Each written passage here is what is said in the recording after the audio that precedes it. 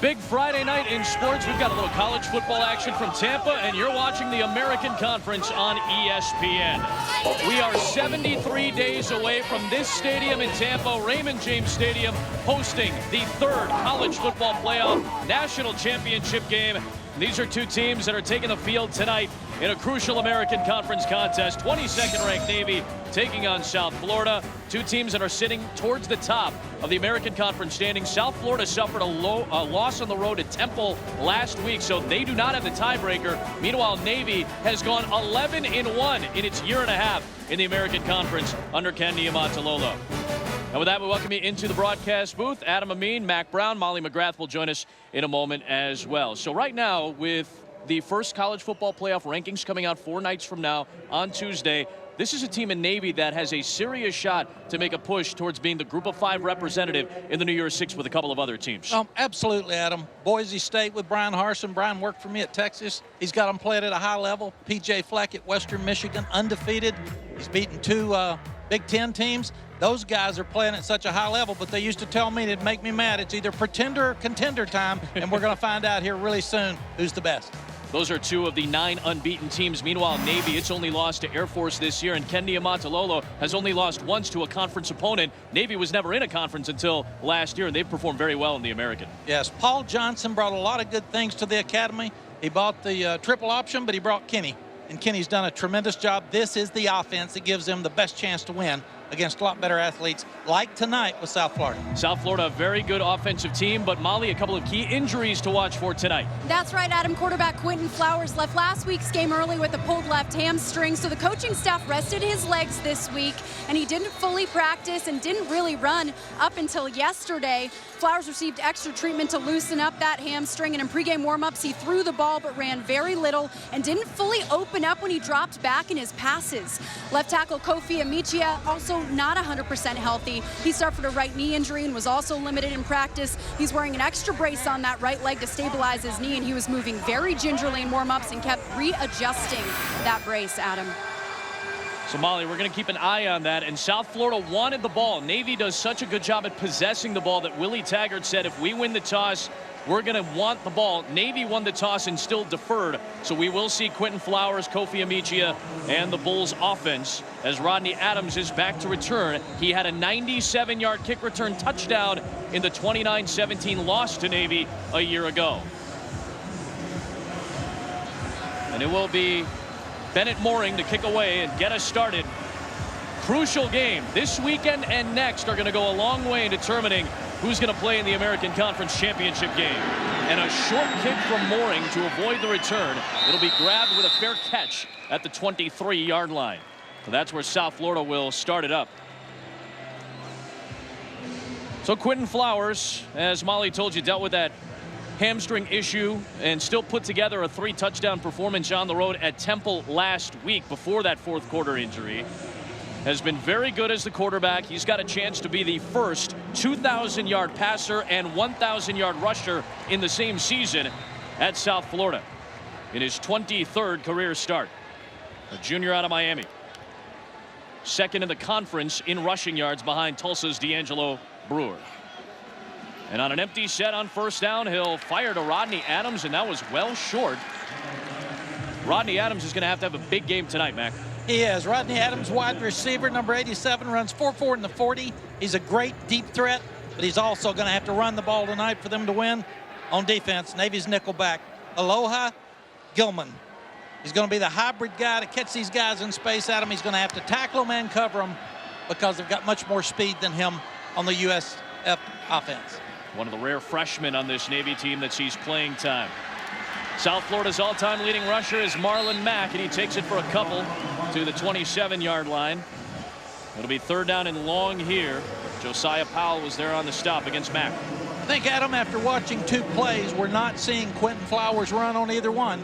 And they had a short pass that was incomplete and a run to Mack. So that may be a huge factor in this game tonight if Quentin can't run the ball. It was hard not to notice the underthrow to an open man in Rodney Adams on that first pass. And you just wonder, off the top, is that hamstring going to bother him and continue to be an issue as the night goes on? And the throw, you got to plant and turn it loose. He didn't do it on that when he short-armed it. Yeah, Molly said, too, that he wasn't opening up a whole lot in pregame warmups. This one a good strike past the sticks. It's a first down to Marquez Valdez-Scantling, who had a touchdown a week ago. In front of Tyrus Wooten, he picks up 11 yards and a first down. And Navy did tell us they would play nickel, meaning they'll take a linebacker out, and they're going to put Gilman, the young freshman, in there to cover these guys in space. Here's the first design run for Flowers. There he goes. One hamstring problem. Quinn Flowers will take it 63 for a touchdown.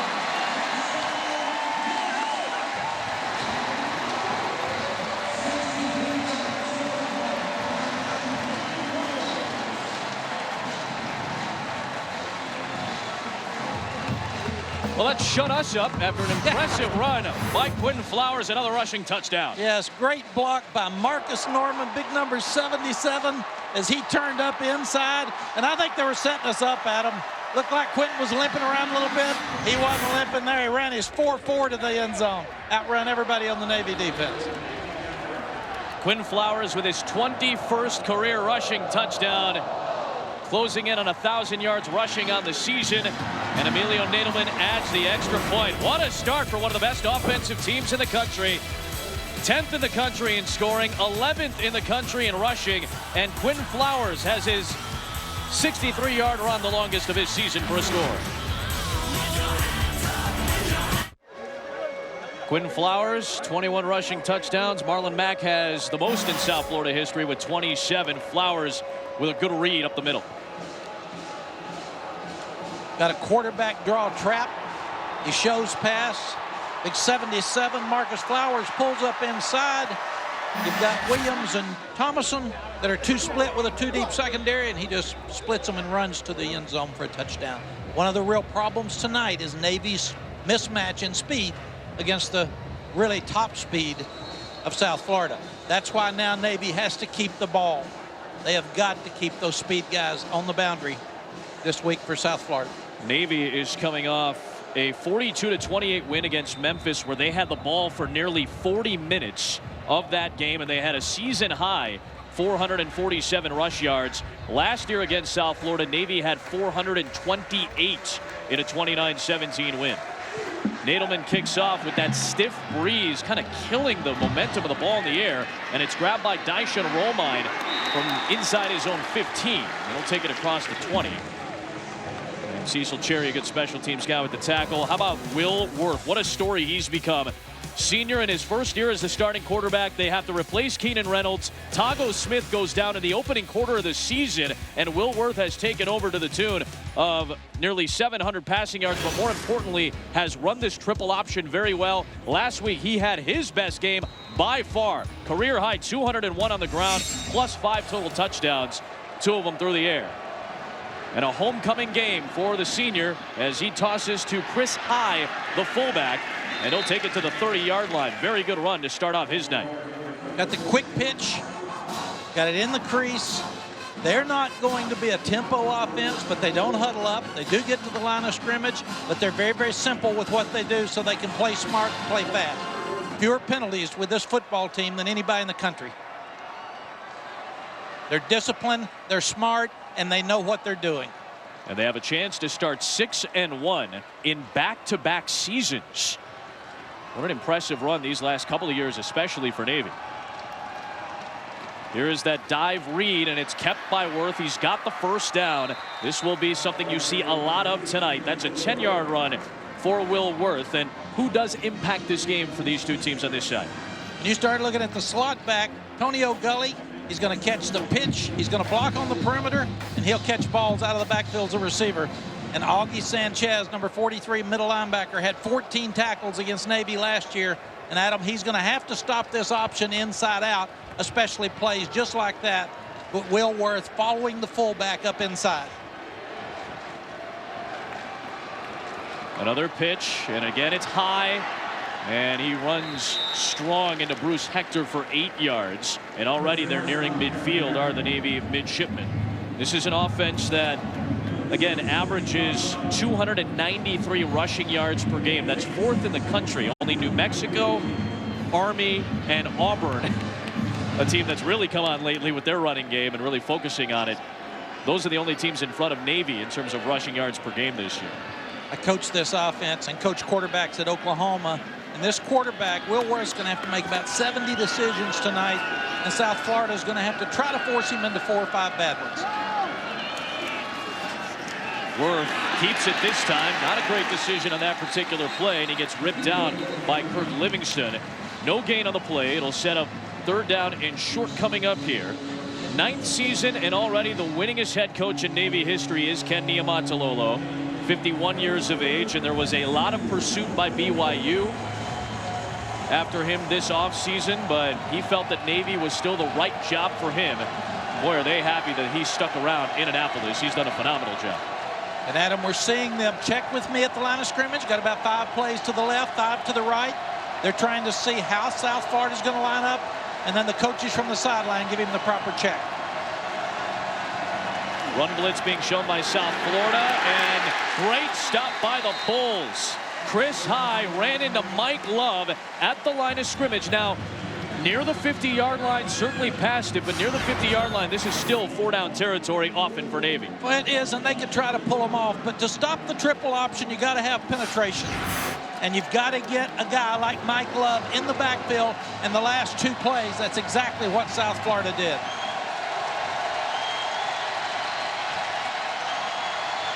Seven of 12 on 4th down this year is Navy.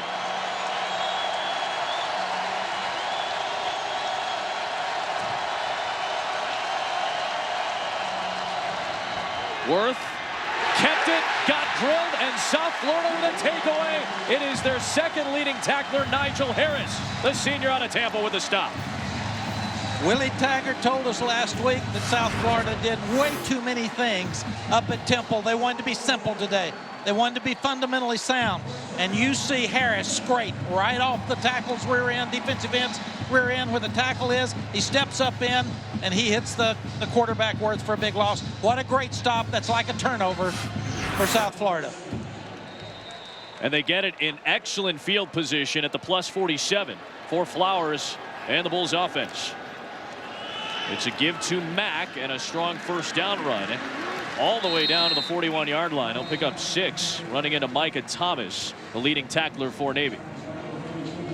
Such a contrast in styles, and often when you play Navy, it's going to be a contrast because they're kind of old school as it stands right now in today's college football, with everybody else going spread up tempo. Here is Mack, stretched to the edge, stretched a little bit too long, and great pursuit by the cornerback Elijah Merchant. Junior makes the stop at the line of scrimmage, and it's 3rd down. And the Navy guys are really sound and simple on defense as well. They play with good pad level. They get good pursuit. They just got outrun on the quarterback trap earlier with Quentin Flowers. But these guys, you cannot expect to get them out of place very often. You have to block them, and they're pretty tough, and they play with really good pad level. Willie Taggart's crew, he puts his trust into Quentin Flowers to make the right decisions. He'll empty it out on 3rd and 4. Again, this is either quick screen or quarterback draw. Do you trust Flowers to run the ball with a sore leg? Play clock winding down. Flowers got the snap off, got the throw off, got the 1st down to Alex. Make that Tyree McCants, who had a nice game last week, including a touchdown against Temple. He picks up 7 to move the sticks. Good throw by Quentin Flowers. Quick hitch is like a run. This is the up-tempo from the Bulls. Flowers will dive ahead, grabbed at the ankles by DJ Palmore, and he'll still pick up about 3 to the 31-yard line. And the Navy defensive coaches thought they had to do a good job of containing Flowers and making him run up inside. Right. You cannot not allow him to break contain and become a dual threat where he can run it or throw it outside. Good job that time, forcing him up inside for a short gain. Dearness Johnson is the pistol back. He gets the carry. And he spins forward to set up a 3rd down and manageable spot here. About 3 to go after he picks up 4 there. And one of the things Coach Taggart worried about last week, they didn't go as fast as he wanted to, but they didn't run the ball as well. It's a give to Dearness Johnson with a flag thrown. He got right to about the 24, which was the line to gain, maybe somewhat shy, but we'll check that penalty marker. And for the first time tonight, Tracy Jones our lead official. We'll hear from him. There was also a penalty marker from the far side, and I wonder if Navy has a substitution infraction as well. Holding offense, 74. Substitution infraction, defense. Those penalties will offset, replay third down. Offsetting penalties, if you didn't hear it, and indeed that was the case. Looked like somebody was getting off. I think it was Patrick Forrestal was getting off the field late, and because of that, it's offsetting penalties, and it stays at 3rd down and 3. Well, and our fans probably couldn't see as well, but South Florida got up to the line of scrimmage very quickly. You can see the young man leaving the field for Navy. Flowers runs away from that quad set, and a great job by Navy to at least get a touch on him. How did Quentin Flowers make that happen? An impressive second effort to get to the sticks, and it should be enough for a first down, and it is. And this is a missed tackle by one of the better tacklers. In fact, the leading tackler by Navy. When you start looking at Micah Thomas, he got moved in there after Gonzalez got hurt. He's got to make that tackle.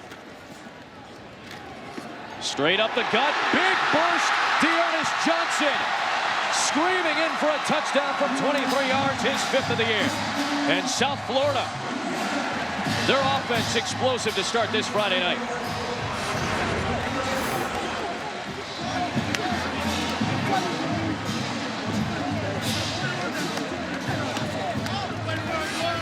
Got their inside trap up inside again. Marcus Norman blocks Micah Thomas up inside on the trap. Another easy touchdown for South Florida. It's tough for Navy to come back, so they're going to have a drive and try to get back to 7 and stay in this ball game. Nice job by the holder, Brent Gordon, to handle the snap and a 14-0 start. This is what Willie Taggart wanted to see. The quick start that they did not get last week, they have it tonight.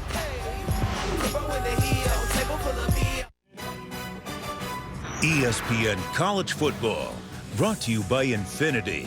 Empower the drive.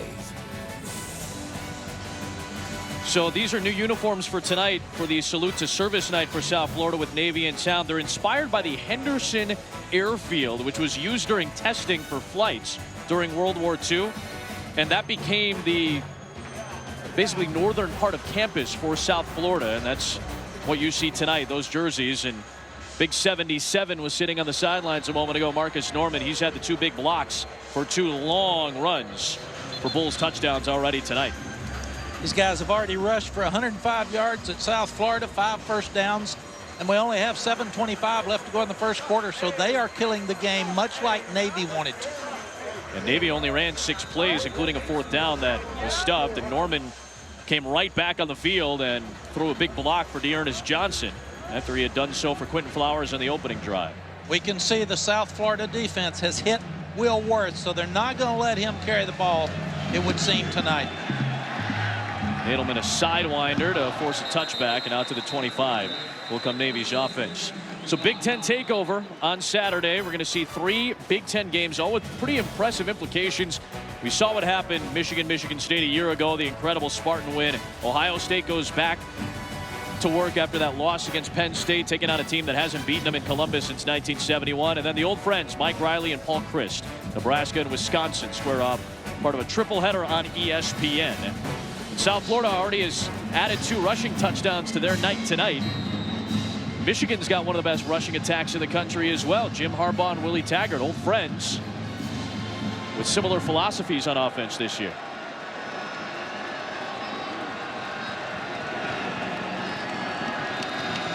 Woolworth will throw. He's willing to do a lot of this year. And an impressive leap for a catch out of the backfield by Calvin Cass Jr. 13 yards there to get to the 38-yard line.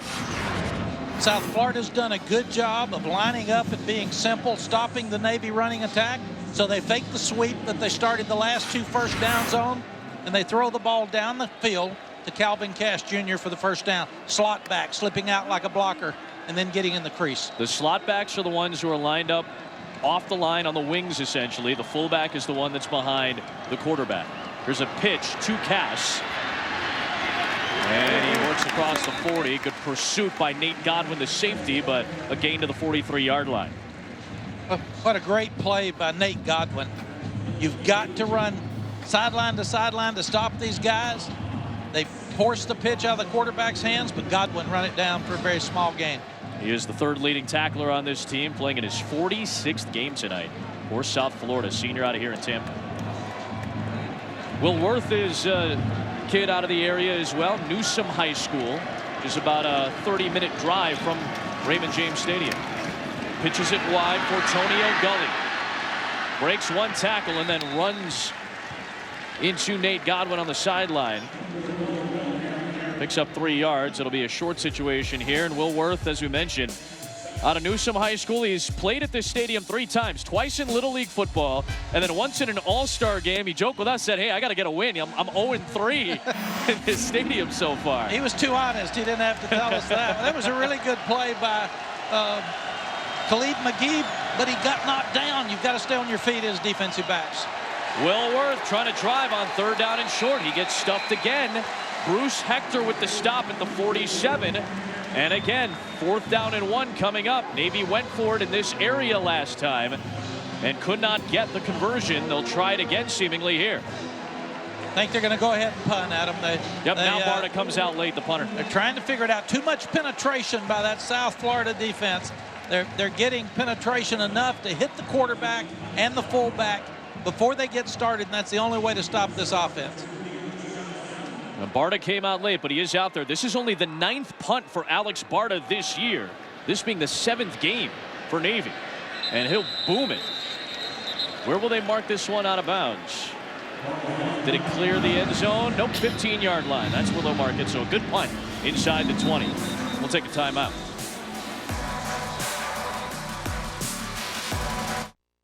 Alabama, they're the best team in America. Is Michigan the #1 team in the country? Number one thing the committee has to do, get the 4 best teams in the playoff. College Football Playoff Top 25 Ranking Show, Tuesday at 7 on ESPN. We're looking forward to it, and here at the Tampa airport when you come in, they do have a countdown clock to the national championship game. Again, it will be here 73 days from now, so obviously the hours and minutes are from a little earlier today. But that being said, this will be the site. First time it'll be outdoors after it was in Arlington and Glendale. 14-0 start for South Florida, and one of the top 10 scoring offenses in the country goes back to work with Marlon Mack. A couple of Navy missed tackles, and there goes Marlon Mack. It's a foot race. It's a touchdown. 85 yards, the longest play of the season for South Florida.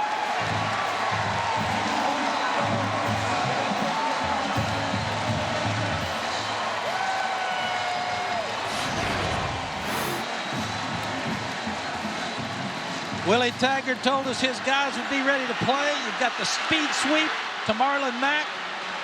He fakes out Thomason in the secondary. Great block downfield by McCants. And this guy's speed, once again, they're faster than the Navy secondary. Outruns the secondary for the touchdown. Not good for Navy to be down 21-0 with their offensive style early in this game. Previously, the longest play of the year was a pass play of 84 yards against Florida State. This one goes for 85 on the ground. 3 rushing touchdowns from 3 different South Florida Bulls. What a start for South Florida here in Tampa.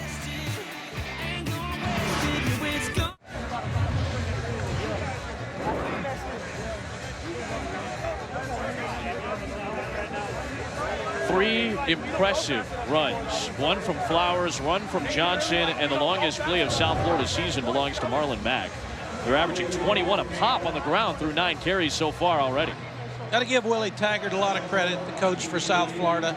He said, I love this team. We didn't play well last week. I'm going to take a lot of that blame, but we're going to come back tonight. We're going to run the ball well, and we're going to get ready and get after Navy. And so far, they're doing just that. Very impressive start for Willie Taggart's Bulls. He is the play caller. He took a lot of the blame, as you said, Mac, and well, he has come out with some purpose tonight against a team that ran all over South Florida a year ago. South Florida is doing a little bit more of that tonight as we check in with Molly McGrath.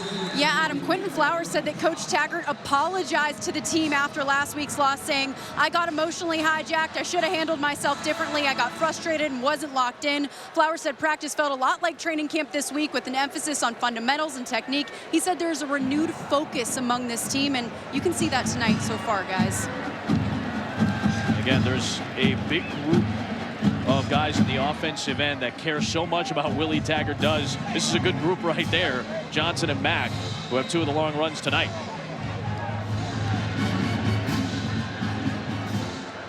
So Navy gets down early, 21-0. Now what's the game plan? It'll be Worth to start off this drive, and he gets drilled by Deidrin Senat. Redshirt junior in his 34th career game. Adam, you can see they're using a 5-man front. Normally they've been 4-man, so they're covering each of the linemen, and they're getting penetration, and they're stopping the quarterback because he is the key to this offense. You got to stop the fullback. They've stopped high. You got to stop the quarterback, Worth. So far, doing a great job. Big Sonata inside's a 2-gap guy that can get it done. So now Worth will roll out and throw downfield, looking for Dyson Romine. Khalid McGee had the coverage, and remember, the one loss this year for Navy came in a game where they passed a little bit more than they wanted to. They got down a little bit early. They were willing to take some chances. They threw 30 times in that game. Not necessarily the strong suit when Navy is at its best when they're throwing the ball like that. No, and that time Will Worth could have run the ball. He got on the corner. The guy was covered deep. Turn it up and run it. Get your 7 or 8 yards and go back and play 3rd down. They don't like 3rd down and 9, 8.5. Not their deal. Worth sets up, looking for his top target in traffic. That's Jameer Tillman. He wanted a flag, but both Nate Godwin and Dietrich Nichols were out there in coverage. Not much room for Tillman to make a move. Well, and Sonata also got pressure on the quarterback again. So when you're in play action and you're sitting there 3rd down and 8.5, and you're throwing the ball deep, double coverage, Jameer's a good player, but there was good pressure on the quarterback when he's throwing it. He gets out of his hands, and you got 305 pounds hitting you under the chin. It might make that throw a little quick. So Barta, who again had only punted 8 times in the first 6 games, has punted twice tonight. It's grabbed by Johnson at the 23. And here it is, Johnson looking for space. Into Navy territory, South Florida goes with a 30-yard return. Once again, excellent field position, and the South Florida rushing offense has been on fire so far tonight, starting with the long Flowers run that went 63 yards, and then Johnson and Mack followed suit. Yeah, these guys are on fire. You've got big Marcus Norman, 77, pulling up inside on the trap. You've got speed all over the place. You got Johnson, you got Mack, you got Quentin Flowers. They're getting the ball in their best players' hands. And right now, their offense is on fire. It is Johnson in the backfield to start this drive from the 46, and Rodney Adams will turn the corner. He gets ripped down by Elijah Merchant after a good gain of 5. And we can see that Willie Taggart's trying to get his speed in space against the slower Navy players. 9 of the 12 plays have been on the ground, and they have been lucrative, to say the least. Rodney Adams runs 4.4, so that's fast anywhere. Flowers down the seam, wide open man. This is the tight end, Elkaina Dillon, with his first touchdown of the year. 41 yards, and the Bulls are bull rushing over Navy right now.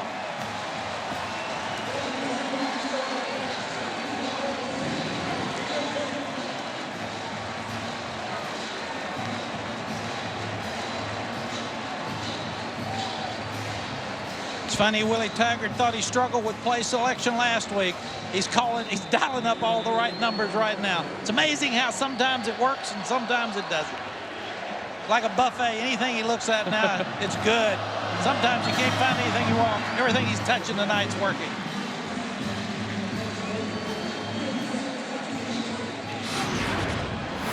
Smooth looking shot for Quentin Flowers down the seam. Yeah, good job by Willie Taggart. He's running the ball. They're being effective.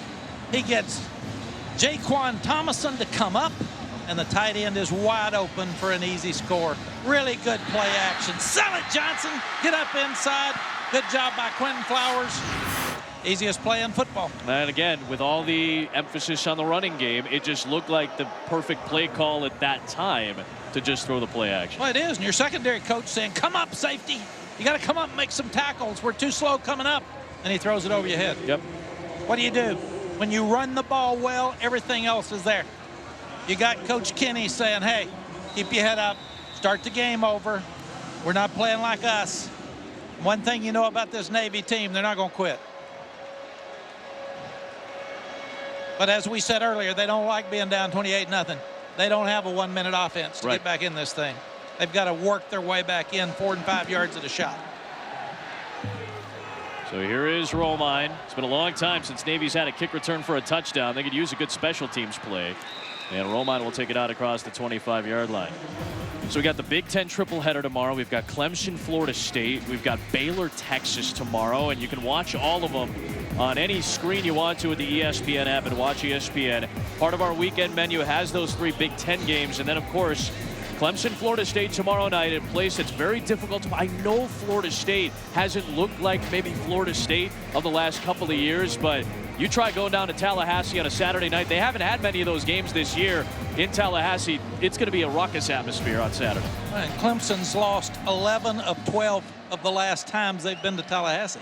Well, again, that's going back to 1992 when Florida State joined the conference as Worth takes it to the 33-yard line. That's going to be a difficult game tomorrow for Clemson. They're one of the unbeaten teams. They're sitting pretty in the top 4 right now. But what do you expect tomorrow night from Florida State? I think number one, it's going to be a great game. We're going to see Florida State play their best game, but you've still got to know they haven't stopped the passing game well at Florida State, and you're going against Deshaun Watson, and Clemson's won a lot of football games. But it's going to be one I'm going to watch. We'll be in studio for it on ABC Saturday night. Worth taking a shot. He's got an open man downfield, and it is caught by Tony O'Gully. That was the play that Navy needed down at the 25-yard line. He's our impact player. He's a slot back. They come out on the option. Safeties come up. They squat a little bit. And he throws it over Khalid McGee's head for the super play. That's what Navy can do. They make you lose your eye discipline and eye control, and they'll throw it over your head. You said it. They've been willing to pass more and have had to pass more in situations this year. And this will be a rare sight. All start. Offense. Number 61. 5-yard penalty. First down. Andrew Wood just got called for the 15th penalty all year against Navy. By far the lowest penalty yards per game in college football this year. Well, we know that Andrew Wood can count, or he wouldn't be in Navy. So it wasn't about counting. It was about worried about the quickness of that defensive end off the ball from South Florida. They average just 19 yards in penalties per game. Here is Worth. He'll keep, get some of that penalty yardage back. And it'll set up second down and 8. These guys are fun to watch because they do what they do better than you do. They do it every day when they go to prep school. They do it every day in practice. This young man's going to make 70 different decisions tonight on whether to hand it off, keep it, or pitch it. A few passes mixed in, so they're really good at what they do. You cannot lose your focus on defense. The give to Sean White, the fullback. He pounds forward and stays on his feet. That is an excellent second effort for Navy. And still going strong all the way down near the 10-yard line. Wow. That looked like a 5-yard run that somehow Sean White turned into an 18-yard run, the longest, by the way, of his career. But he's the second biggest fullback in Navy's history. He's 255 pounds, and the guy just keeps moving his feet. The guys are pushing him up in there. You can see Andrew Wood, after getting the penalty, he's pushing hard at him. He's trying to get that yardage back. So it sets him up at 1st and goal after that impressive run and push by Navy. Chris High comes in for White as the fullback. And what a message from Navy to South Florida. We're not giving up. We're not quitting. Unbalanced line. They'll run to the short side with Worth. Short side in terms of number of linemen. He'll take it down to the 4-yard line. Good decision that time by Will Worth. As we said, it's a homecoming for him. About a 30-minute drive from Raymond James Stadium to his high school, Newsom, where he ran the wing T as a first-team All-State dual-threat quarterback. So he was familiar with this offense, and he has stepped in very nicely since Tago Smith got injured in the opening quarter of the season. Guys that were trying to replace the outstanding Keenan Reynolds. We go to the second quarter, and Navy's on the doorstep, but my goodness, did Willie Taggart's team come out with some fire tonight. 4 big plays for touchdowns. A team that's coming off that tough loss in Temple. They're trying to stay atop the American Conference East, 28-0. Willie Taggart must have lit a fire under his team after that tough road loss last week. A 28-0 outburst against Ken Niumatalolo's Navy Midshipmen. And flipping the script in terms of rushing yards so far, 190 of those 253 for South Florida have been on the ground.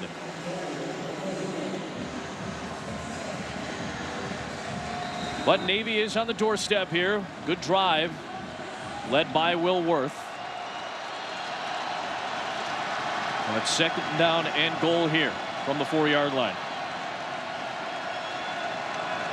Navy unbeaten in conference play so far. They're 4-0. Worth on the keep, cuts it up, gets inside for the touchdown. That's a big, much-needed score for the Mids.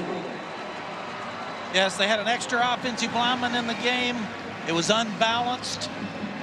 One of the best blockers in the country, Tyler Carmona, number 88, had an outstanding block on that play on the goal line to be able to let Will Worth take it in.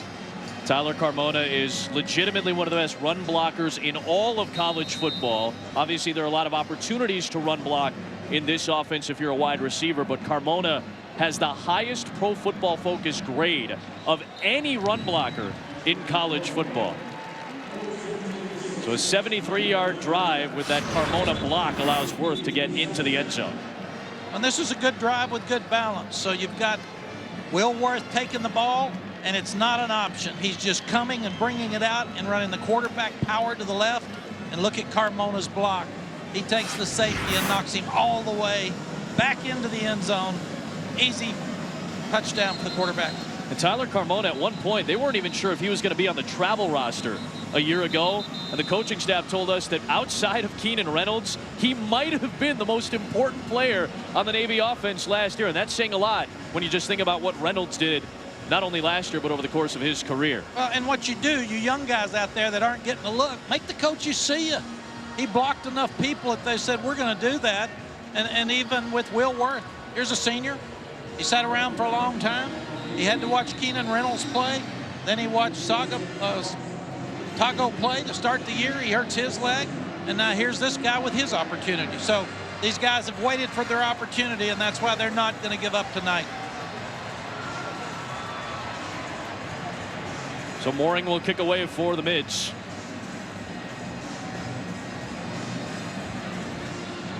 Again, they'll keep it short, keeping it away from the return men. It's grabbed by Mitchell Wilcox at the 19-yard line. And they'll get pushed out with a decent return with forward progress at the 32.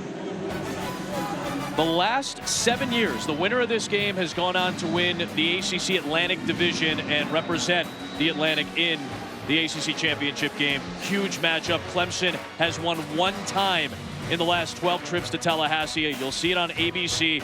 Virginia Tech on the other side with the tiebreaker over North Carolina. Got a nice win against Pitt last night. And then Clemson still sitting at the top, unbeaten, number 3 in the country with Louisville behind them. But remember, the Tigers had the tiebreak on the Cardinals. Big night for Deshaun Watson as far as the Heisman race as well. First down, here's Marlon Mack. Good run. Works his way to the 40, picks up 8 yards, running into Jarvis Polu. Again, there are a lot of big names. Obviously, Lamar Jackson is impressed. Jabril Peppers is starting to get a lot more attention. You know, anytime we think about Willie Taggart, we think about Jim Harbaugh, the job he's doing at Michigan. Flowers on the keep. Elijah Merchant read the play. He was in the area, but Flowers spins ahead to midfield. He's got the first down for South Florida This week in Joe Tessitore's Heismanology poll through week 8, these are the official votes from ESPN Heisman voters. 96% of first place votes to Lamar Jackson. The other went to Jabril Peppers.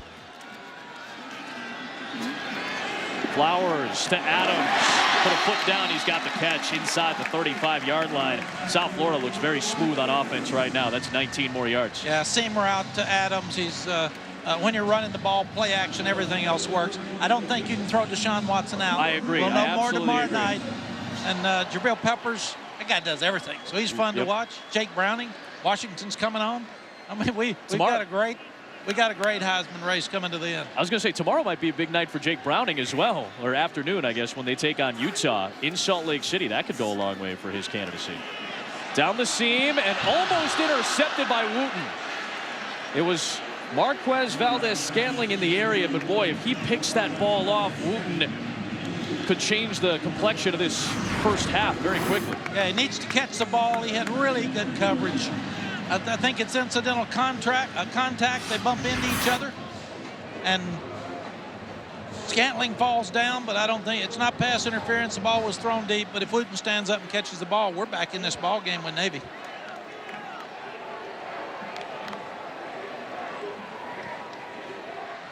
This is the 20th play for South Florida, the 12th in Navy territory, and it's a pitch to Mack. The diving play by Sean Williams, a really good safety who plays multiple positions. He gets the stop at the 25, and it sets up 3rd down and 4. Good job by Sean coming up. The safeties have got to do a better job of tackling in space. They ducked their head. They couldn't get to a couple of the speed guys, but they are at least adjusting well to that South Florida speed. Flowers, design quarterback run, and he is past the sticks. Looks like he's got enough for the first down at the 21-yard line. He does. Now again, Flowers came in with that right hamstring issue. He looked very good on that 63-yard run. It is something that we'll keep an eye on as the night does go on. When you've got an empty set with no backs and the quarterback's back there, usually quick, usually screen, usually quarterback run, could be a pump and go deep. He's got Norman on the pullout block, and Flowers dives in front of Williams at the 14-yard line. Pick up about 7 more. So he's got over 90 rushing yards in this game already. Well, you've got to think that Coach Taggart saw him healthy throughout the week because he's letting him run it a whole bunch. How about this? Navy's going to take a timeout. Timeout, Navy. Their first charge timeout. We'll take it with him. Ken Niumatalolo's offense got a touchdown, but how are they going to stop South Florida right now? The Bulls have been impressive on the offensive end. Over 300 yards already, and we've played 2.5 minutes of the second quarter so far. I think Kenny knew he had to play defense with his offense, and so far they haven't been able to stay on the field. And he couldn't have this start. It puts him in a tough spot trying to get back in the game. Needs to hold him to a field goal here. On 2nd down and 3. The fake on the pitch. Flowers had that one deflected. Good play. They were looking for Rodney Adams, but Micah Thomas with a little bit of help up front got some help to tip that away. It's going to bring up 3rd down. Adam, Coach Willie Taggart admitted that he focused too much on the defensive side of the ball in last week's loss. It affected his play calling. He wasn't ready for the next series because he spent too much time yelling at his defensive players. I haven't seen him yell at his defense once tonight. He has been locked in and focused on what's going on the field. It helps when the defense plays well too, Molly, so he doesn't have to yell at them as much. But It's one of the troubles with a head coach calling plays. You can get distracted and lose your focus on your play calling. He obviously has done a tremendous job to start this game. 3rd down and 3. It's a stick route right to the sticks, and it will be a touchdown for Tyree McCants. It was ruled that he had broken the plane before he lost the football, and for a 2nd straight week, Tyree McCants has a touchdown.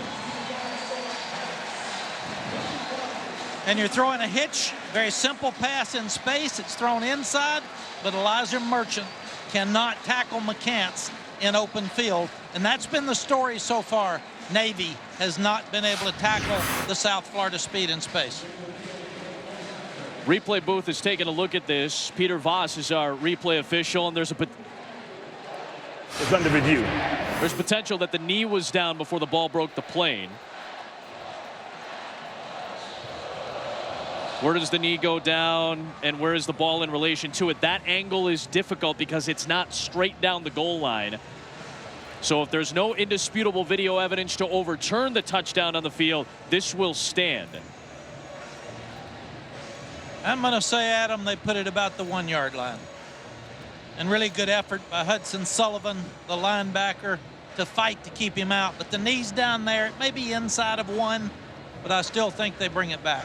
Yeah, again, remember, this angle is from about the 2 or 3 yard line. So if you were to shift that angle over towards the goal line, you might be able to see that the ball had not broken the plane.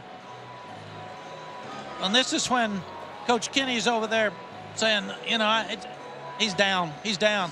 Coach Taggart's saying, I got this thing, Coach. hey, we're good. I think he's in. Don't you? I think he's in. Don't you? And again, I'm with you that this could go either way, but because this could probably be disputed on either side, I'm going to guess that this would probably stand as a touchdown called on the field. And if they were to overturn it, it wouldn't shock me by any means, but if I were sitting in the replay booth, I'd probably say it has to stand. Coach Taggart's got a smile on his face, so he thinks it's going to stand. Yep, sure. Coach Kenny's not very happy about anything. Now, you could call this either way. I think common sense would probably tell you that it's short, but After review, the runner knee was down prior to the ball breaking the plane of the goal line. The ball will be placed at the half-yard line, 1st and goal. again, no shock that they overturned it. I probably would have let it stand just because you can't be positive, but common sense would probably tell you that it was short. This gives Navy another opportunity to penetrate, Get a knock the stop, ball sure. loose. You've got to now. You can't go let them get another 7 points in this position. And they spot the ball. It is 1st and goal at the half-yard line. That was a good stick route run by McCants to get past the 1st down marker and then muscle towards the goal line. On the sideline, Coach Taggart already had an offensive play call. Navy's defense was called because you had to plan on them putting it the 1 or inside the 1 yard line. It is Flowers out of the gun. And the play clock is winding down, and this could be a delay of game. Delay of game, offense, 5-yard penalty, 1st down. Now Willie Taggart went out onto the field and started yelling at his team. We haven't seen much of it tonight, but that was worthy of getting angry. And now Conyu Dillon, the tight end, was late getting on the field, and that's assistant coaches. When you call the play, you've got it called. Get your guys ready. Get them out there. You can't take a delay game at the half-yard line. And now back to the 5.5. Here's Johnson. Big shoulder into the body of a Navy defender. Elijah Merchant took a brunt of a hit into the chest, and he goes down at the half-yard line. 2nd and goal after this. Johnson and Mack are doing a good job. The offensive line's coming off. Really good tackle by Merchant up inside. Go right back to the ground in Johnson, and he did not get it. Things getting a little bit hairy here as Patrick Forrestal helped lead the charge along with Josiah Powell. Short of the goal line, 3rd down. One of the things with going so fast is a lot of times people aren't set on defense, and you're really not sure who to block. So I think we'll see them slow down here a little bit, make sure that they've got their numbers right, and you might even see the quarterback go out the backside. Here's Flowers, makes one move and got past Josiah Powell for the touchdown. That was one heck of a move to get past a very good defensive player in Powell. I think we can declare Quentin Flowers well. I think he's healthy. If he's got a hamstring pull, I want one. Because the guy can fly. And he planted and turned up so quickly that he did fake out a really good football player, one of the best defensive players at Navy. How about this? For the team, between the guys like Mack and Johnson and Flowers and Rodney Adams, they have 31 rushing touchdowns for a new South Florida team record. That is 2 on the night for Quentin Flowers, 22 for his career. And an impressive foot in the ground and plant past Powell to get in for a score. And the Bulls keep on rolling.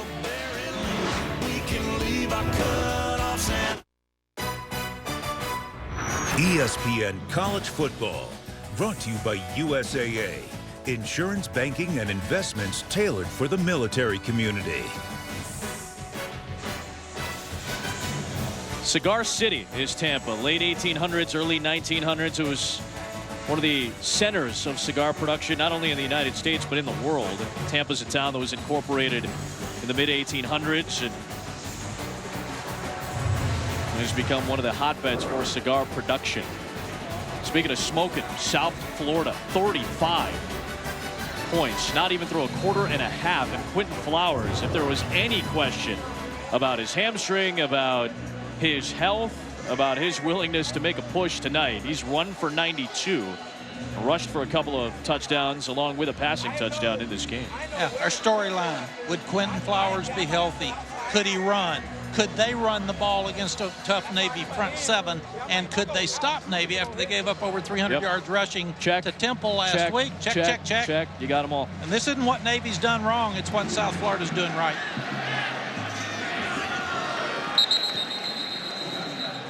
When we talked about the Big Ten takeover on Saturday, and there's a reason why all these games are going to be watchable, because they've got a lot of major implications on them. Michigan going on the road, #2 team, into your rival's house tomorrow.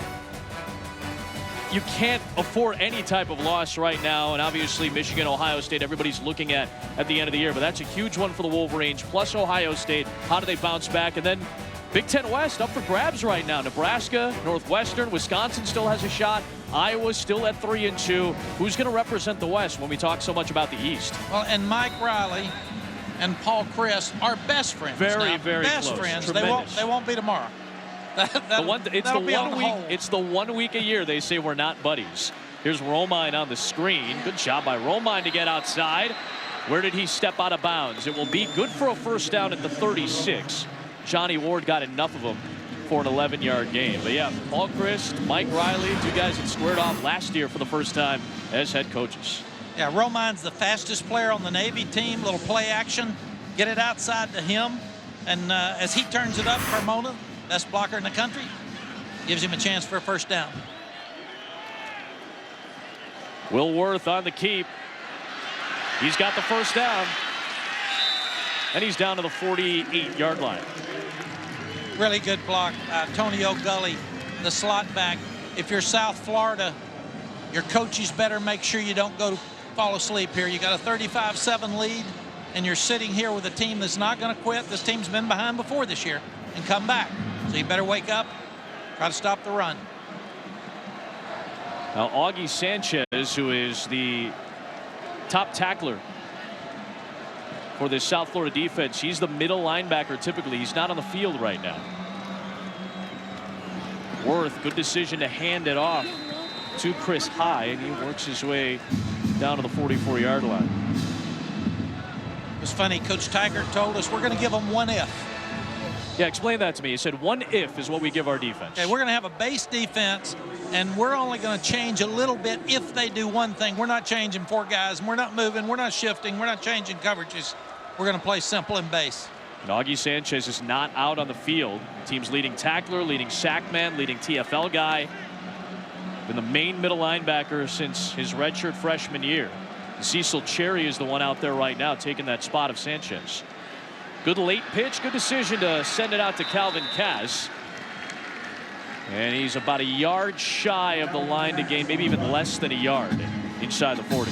Cecil Cherry is a transfer from Texas, a very highly recruited young man from this area of Florida, and they have very high hopes for him. I think the biggest difference is South Florida's come in with a 5-man front, meaning they've got 5 defensive linemen. They're covering the center. That's totally different from what Navy thought they were going to do because they're a 4-3 team. Cecil Cherry, really good-looking young man, big tall guy, can run.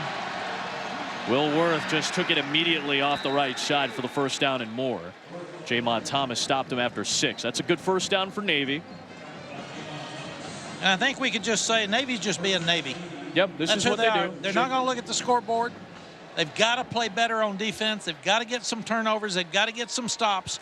But their offense just has to keep churning and doing what they do, putting points on the board. Remember that 4th down stop that South Florida had in the first quarter. That probably went a long way for this South Florida defense in terms of confidence. That's another good run by Sean White, who's put together 2 long ones. One of 18 and that one of 12. Here's the dive. You've got to stop the base dive. They double team. They knock people back into the linebackers. The linebackers are not able to get out of the pile. And then you got those big fullbacks just churning it, going through at 255 pounds. This time it is Chris High, the fullback. He's got the first down. It is 1st and goal for Navy. Repeat successful plays. Yep. If they didn't stop it the first time, let's change fullbacks and run it again. They're double teaming the linemen and forcing the linebackers to try to make those stops. I'm sure that Coach Woody, the defensive coordinator of South Florida, has got his guys on the bench trying to rest them, but you can't allow Navy to get momentum, start staying on the field and getting back in this ball game. Important drive to try to close for Navy. They go right back to the fullback, Chris High. Junior out of Oklahoma City, picks up 4. He's one of the faster guys at fullback that Ken Niumatalolo has had at Navy. And then you bring him out, and you can bring in some size with Sean White, who's one of the 2 biggest fullbacks in Navy history under Ken Niumatalolo. Yeah, and folks, we're talking about Chris High is only 224. The other one's 255, so it's 2 big guys that can both run north and south. And 255 is in right now. Worth gets a block that time from Sean White, and Will Worth is in for his 2nd rushing touchdown of the evening.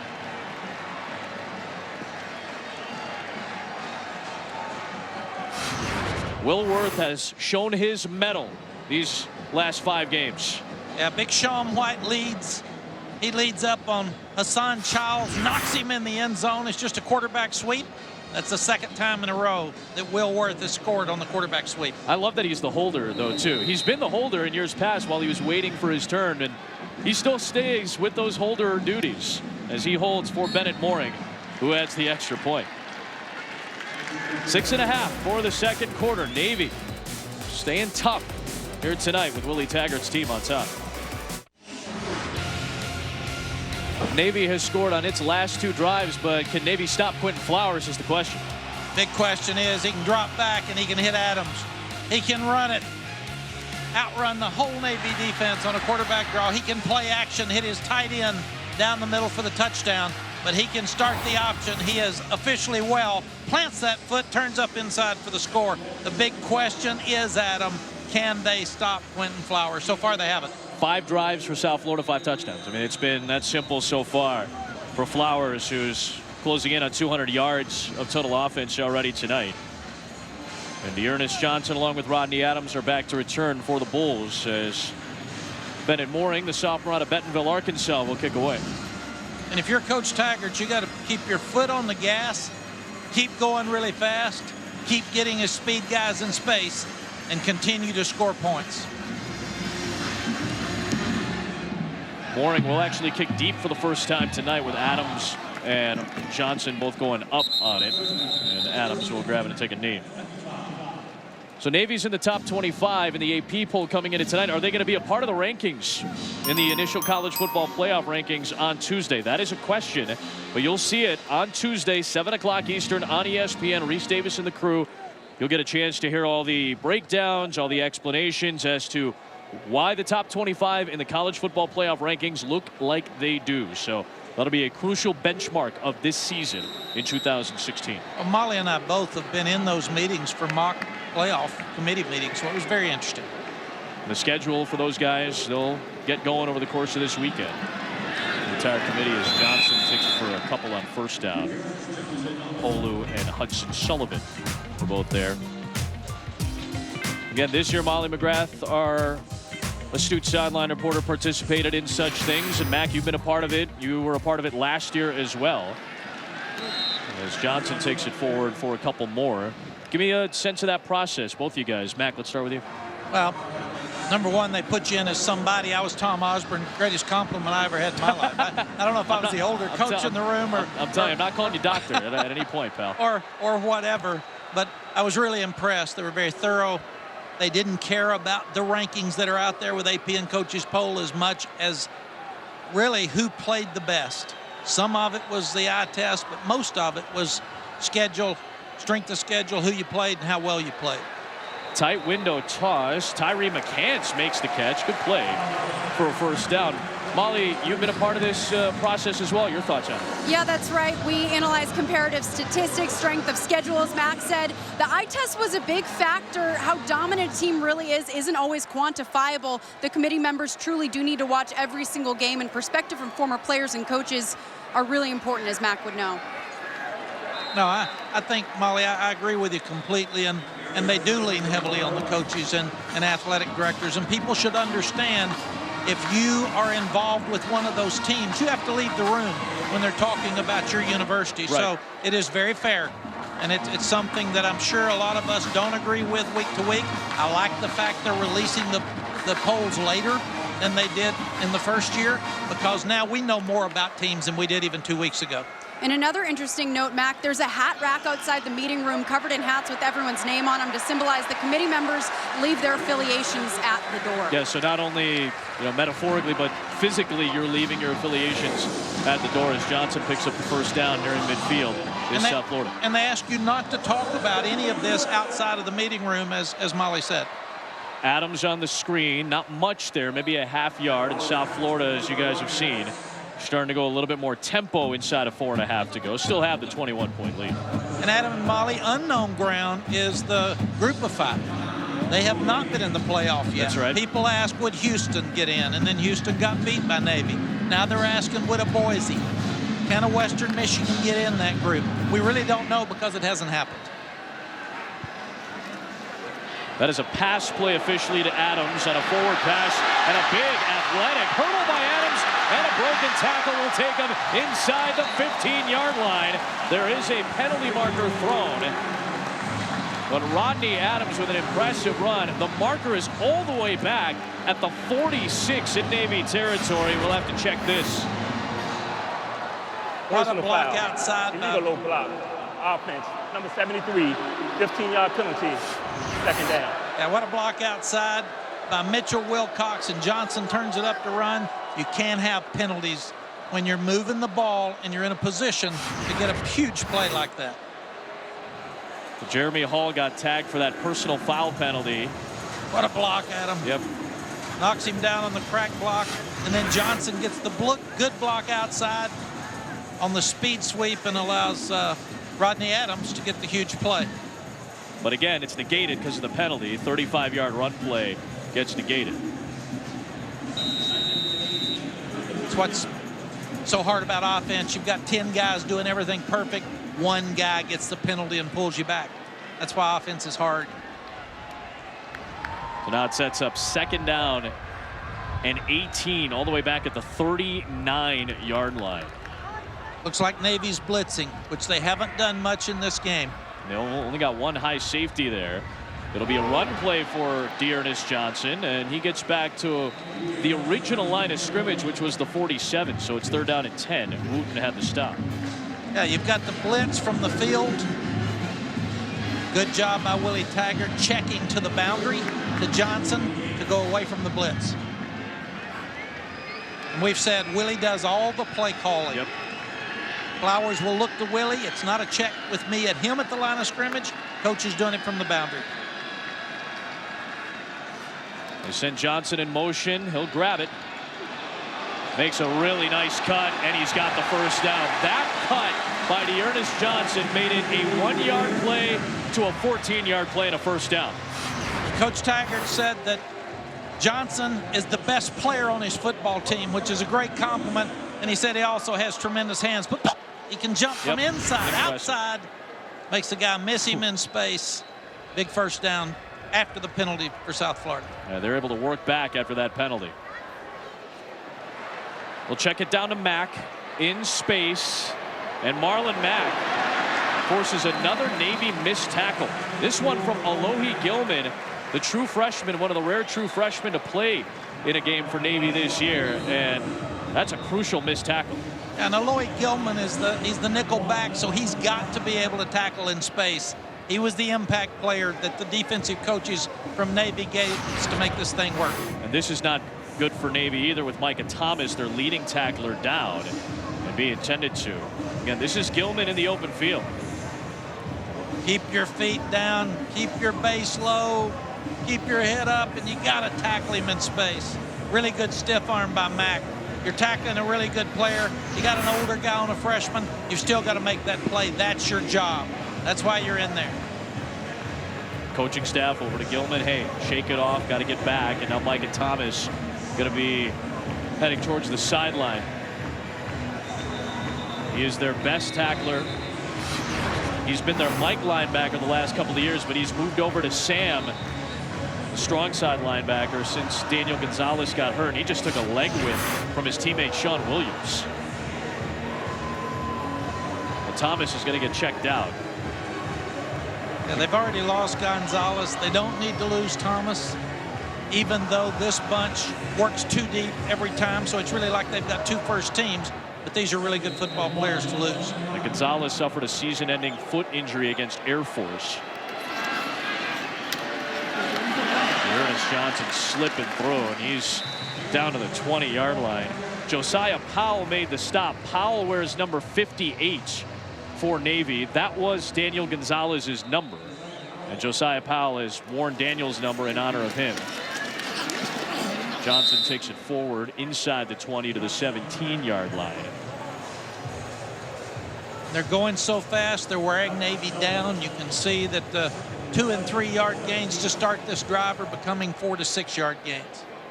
So now Powell, again, wearing that 58. He's got to take a big leadership role in that linebacking core without Thomas in the field. Flowers, pump and go. Valdez Scantling is there. And for a second straight week, he's got a touchdown.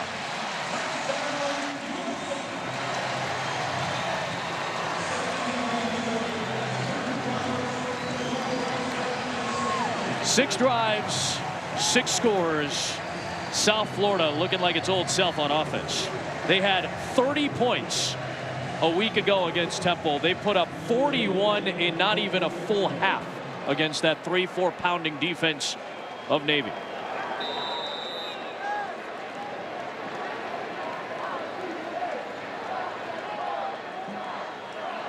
Another 75-yard march down the field. They were able to get past that penalty, then negated the 35-yard play to Rodney Adams. They worked themselves back. And the transfer from North Carolina State, the redshirt junior out of St. Petersburg, his first year at South Florida, Marquez has the touchdown.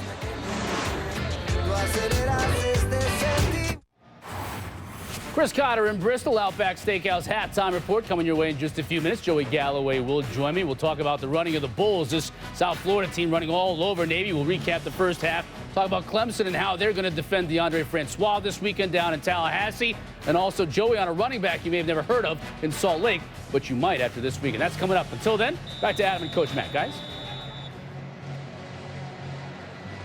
Oh, man, Chris, thanks very much, bud. We'll see you in just a few minutes.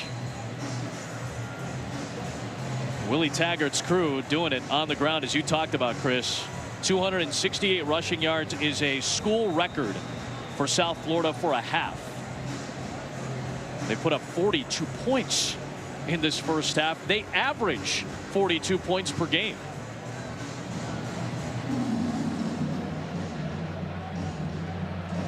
So Nadelman kicks away. And out to the 25 will come the Navy offense, which has scored on its last 2 offensive series. And if you're Navy, you've just got to keep doing what you do. Try to score on offense. You've only got 1:52 left in the half, and you need some points going into half. They'll have the ball to start the second half. So if they can get a 14-point swing here, it at least lets them feel better. Right. As they move forward. Well, again, I'm just more surprised by, and not to say that South Florida's offense wasn't capable of this, but this is already a season high in points allowed by Navy. There's just so many mismatches in space. The speed has been a big differential tonight. Worth rolling out. He'll fire. And it's caught at the 31-yard line by Jameer Tillman, their top target, in front of Dietrich Nichols. The previous season high allowed was to Houston. That was 40 points in that 6-point win for Navy. Already 42 at the half for South Florida. Worth rolling away from his arm side. Plants and fires, and it's incomplete. On this 45-yard line, looking for Craig Scott, junior out of Kansas City, and it's 3rd down. This isn't what they do best. They don't like lining up and just running it. Yep. Most of the time they have to sprint with their quarterback because they're either play action or sprint. They don't have many drop back passes. So it puts them under a lot of pressure with only 1:25 left in the half. Yeah, this is a big play. And you don't want to give the ball back to South Florida. That's exactly why. Little misdirection at the line, and Gully gets the pitch. That was a really quick decision by Will Worth. Fake the handoff in a quick one, and Gully takes it for a 1st down. That was a crucial play to keep the ball with 1:18 left. South Florida is trying hard to get the ball out of Will Worth's hands quickly. So they're coming off of the end to hit him and get it pitched. Sanchez with that immediate penetration, and good to see him back on the field for South Florida's defense. Worth to the sideline. It was a late throw, and it was intercepted. Ronnie Hoggins with his 2nd interception of the season.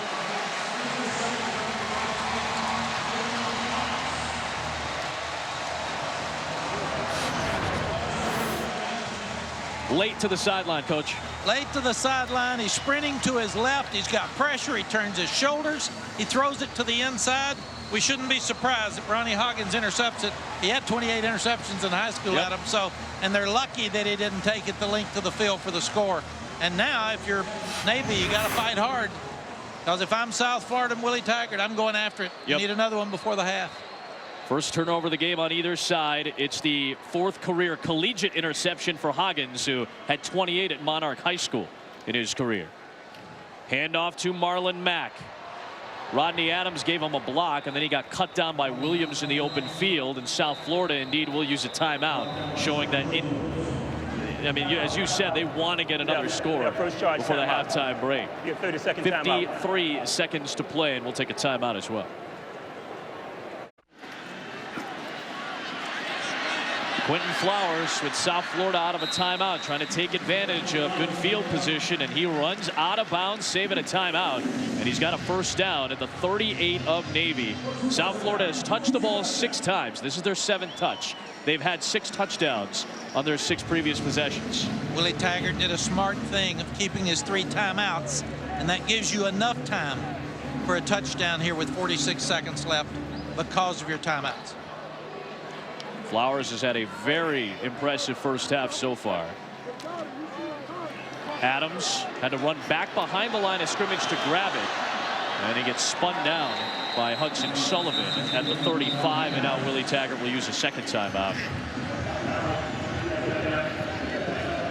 And what an effort play by Hudson. Yeah. Hudson's blitzing. He sees that it's a screen. He turns and sprints outside to try to stop him. Now, if you're South Florida, you still want to get 3. You've got a timeout. You'd like to take a deep shot here. You've got enough time. But you need a field goal at least to take your momentum into half. Right. You know, this is an important game for Willie Taggart's crew. Again, they had only 1 loss until last week. They'd lost that game at Florida State. Other than that, they had been unblemished in conference play until going on the road to Philadelphia. They've got this game, then they've got Memphis next week. Those were the only 2 teams that beat them in American Conference play last year. That kept him out of the loop to try to make the conference championship game as the Eastern Division representative. It ended up being Temple last year. Temple's got the tiebreak this year on South Florida, so they've got to hope that Temple loses twice, and USF has to be clean the rest of the way. Quick strike for Valdez Scantling, and Marquez wasn't looking for it. Flowers with the very quick throw, and it didn't look like Marquez ever even turned around to look for it. No, he needs to look quickly because he had him open. He was uncovered. Just inexperienced on his part. Good job by Quentin Flowers. He sees it. He has it. He turns. Turn your head and eyes, and you catch it between the safety and the corner. May split them for a touchdown. Just the 4th incompletion on 17 passes for Flowers in the 1st half. 4-man Navy rush to the sideline for Mack, who goes to the inside and then scrambles back to the outside. He's got the 1st down out of bounds with 28 seconds to play in the half. So that could have forced Willie Taggart's hand, although the clock would have stopped for the 1st down. That could have forced the hand. Instead, clock stops. Yeah, Marlon Mack went inside. He said, oh, Coach, I gotta get back out. I got to get out of here fast, and he's quick enough to get outside, step out of bounds, stop the clock. Good clock management by him. That is a junior upperclassman out of Sarasota. Now that decision. Yeah, the clock stopped. You've got a field goal in your pocket, so you're going to be smart. Try to score, but don't lose the right to kick. They're right at the range for Nadelman. Flowers with time, and it's knocked out at the line of scrimmage. Jarvis Polu, the closest defender for the Mids. Really good job by Jarvis because he had the underneath guy wide open in space. They've got a chance to take it and score, but if not, sets up a closer field goal near the middle of the field. And Nadelman hit from 42 for the second time this year last week against Temple. From here, it'd be about a 41-yard field goal. And I do think the worst thing that happened to Navy is this bunch didn't play very well at Temple last week, and Coach got their attention. Yes, sir. South Florida didn't play like they wanted to. Coach Taggart got their attention. They're playing at high level tonight. Flowers, quick throw. He's got Wilcox. And Mitchell Wilcox spinning towards the goal line. He lost the football, and it looks like Navy has it.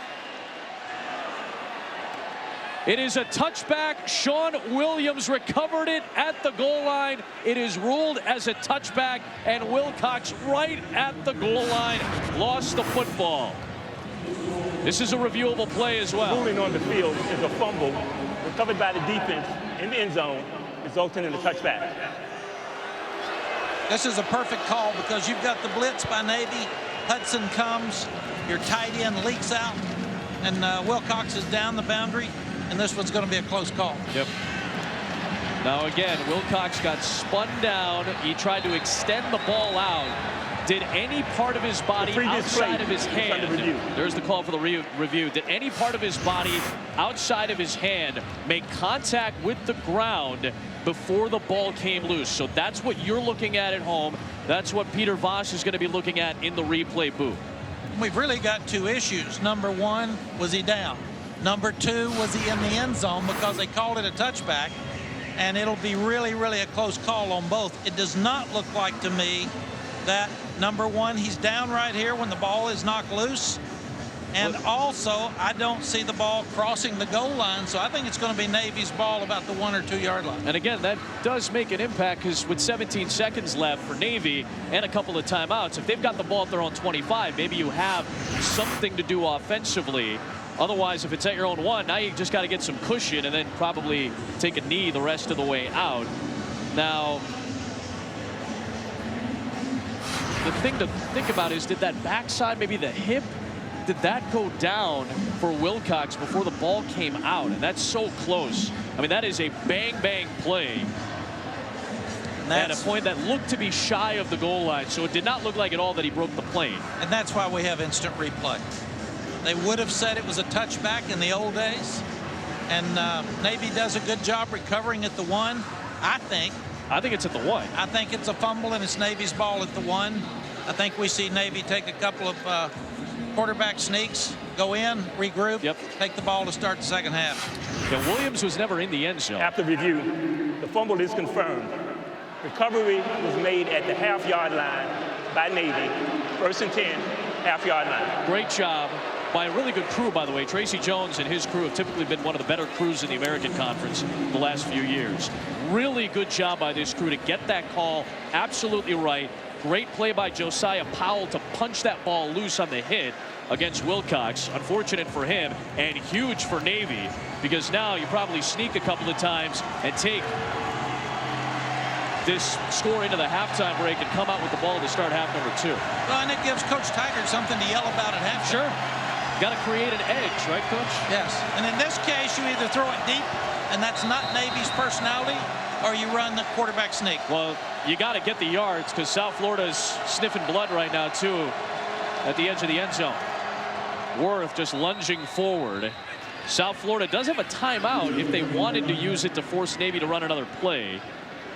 But doesn't look like Willie Taggart's going to use it, and it will be an impressive overall first half performance for South Florida as they put up 42 on Navy. Got the Outback Steakhouse halftime report. Plenty to talk about. Chris Cotter is in the studio to break it all down with the crew. We do, Adam. Outback halftime report. Joey Galloway is here at the desk with me. 279 yards rushing for this South Florida team. Are you surprised that they were able to attack and so quickly, really right off the jump against this Navy defense? Yeah, when he said plenty to talk about, he meant plenty of South Florida to talk about. This has been all South Florida.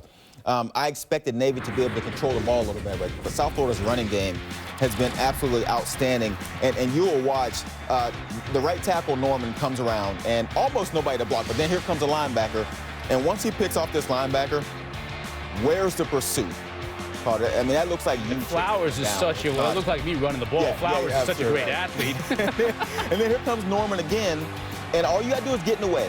And once you pick off that linebacker, again, there is open space through the middle of this defense. And Navy defense through the middle of the field has to be a little better. And you look at what Navy now, this is not Navy's cup of tea. 42-14, this is the type of team that's built to go down and quick strike and get back into the game. What do you over already? If you're Navy and you go in at halftime, you can't. You see what happened at the end of the half. They tried to throw a pass to the sideline and got picked off. I don't know what you do. What adjustments do you make? Well, I'm sure the brass here at ESPN happy that you're saying it's over already with everybody. I say there's still a lot of time left for Navy to come back here in the second half. And if they don't, they're in trouble as far as the group of five in terms of New Year's Six, right? Because you look, hey, Western Michigan, they've got the MAC on lockdown right now, and Boise State as well as they're playing. I know their schedule gets a little bit tougher, but Navy, you need to win this game to keep pace with these two teams. Yeah, I think everybody's waiting on Boise State to try to slip up. That's the best chance for Western Michigan or anybody out of the AAC.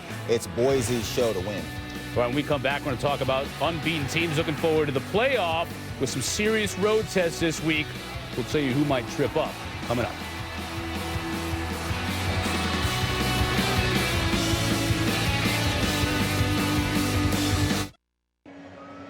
This halftime report is presented by Outback Steakhouse. Bloomin' great. Ernest Johnson with one of 4 touchdowns on the ground for the Bulls, all South Florida at the half. Only one thing didn't go right for South Florida in that first half, the turnover. Here's Molly McGrath talking about it with Willie Taggart. Coach, what is your reaction to that fumble? We got to take care of the football. Our guys got to understand the situation. We still had a timeout. We don't necessarily have to reach for the end zone. We just disappointed by a tight end, but I'm happy with the way our guys are playing. Other than that, your team struggled to run the ball last week. That's not the case tonight. What is the difference? Well, we came in with the mentality that we wanted to run the football. You know, we heard all week about how Navy's going to run the ball, and that's something we pride ourselves on, and we wanted to come out here and make sure we'd be able to run the football. All right, thank you, Coach. Thank you.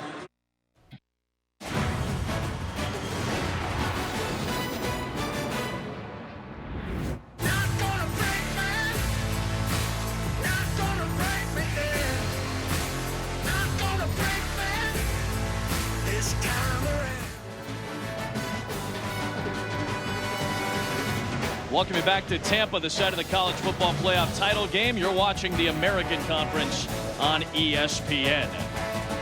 The 42 points that the South Florida Bulls put up on Navy were the most that the Mids had allowed in a first half since 2007. A very impressive opening first half offensively for the Bulls, who scored on 6 of their 7 touches. And we're welcoming back into the broadcast booth Adam Amin, Mac Brown, Molly McGrath in a moment as well. Willie Taggart kind of chastised himself with us earlier in the week, said my play calling wasn't very good. His play calling seemingly has been on point tonight because South Florida scored in like every way. He's gotten it fixed. Let's put it that way. As a play caller, there were days, Adam, where it worked for you and it was so easy. There are other days where it doesn't. You started wondering about Flowers. Flowers has had 283 yards tonight and 4 touchdowns, 185 passing and 98 rushing, and he sure looks well here. And then he hands it off to Johnson up inside, arguably the best player on the football team. He outruns Navy for the touchdown. Then speed sweep to Marlon Mack. The distance for a touchdown. And when you're running it that well, it's really, really easy to come back and get play action. Up inside to Johnson, hits Dillon for an easy touchdown.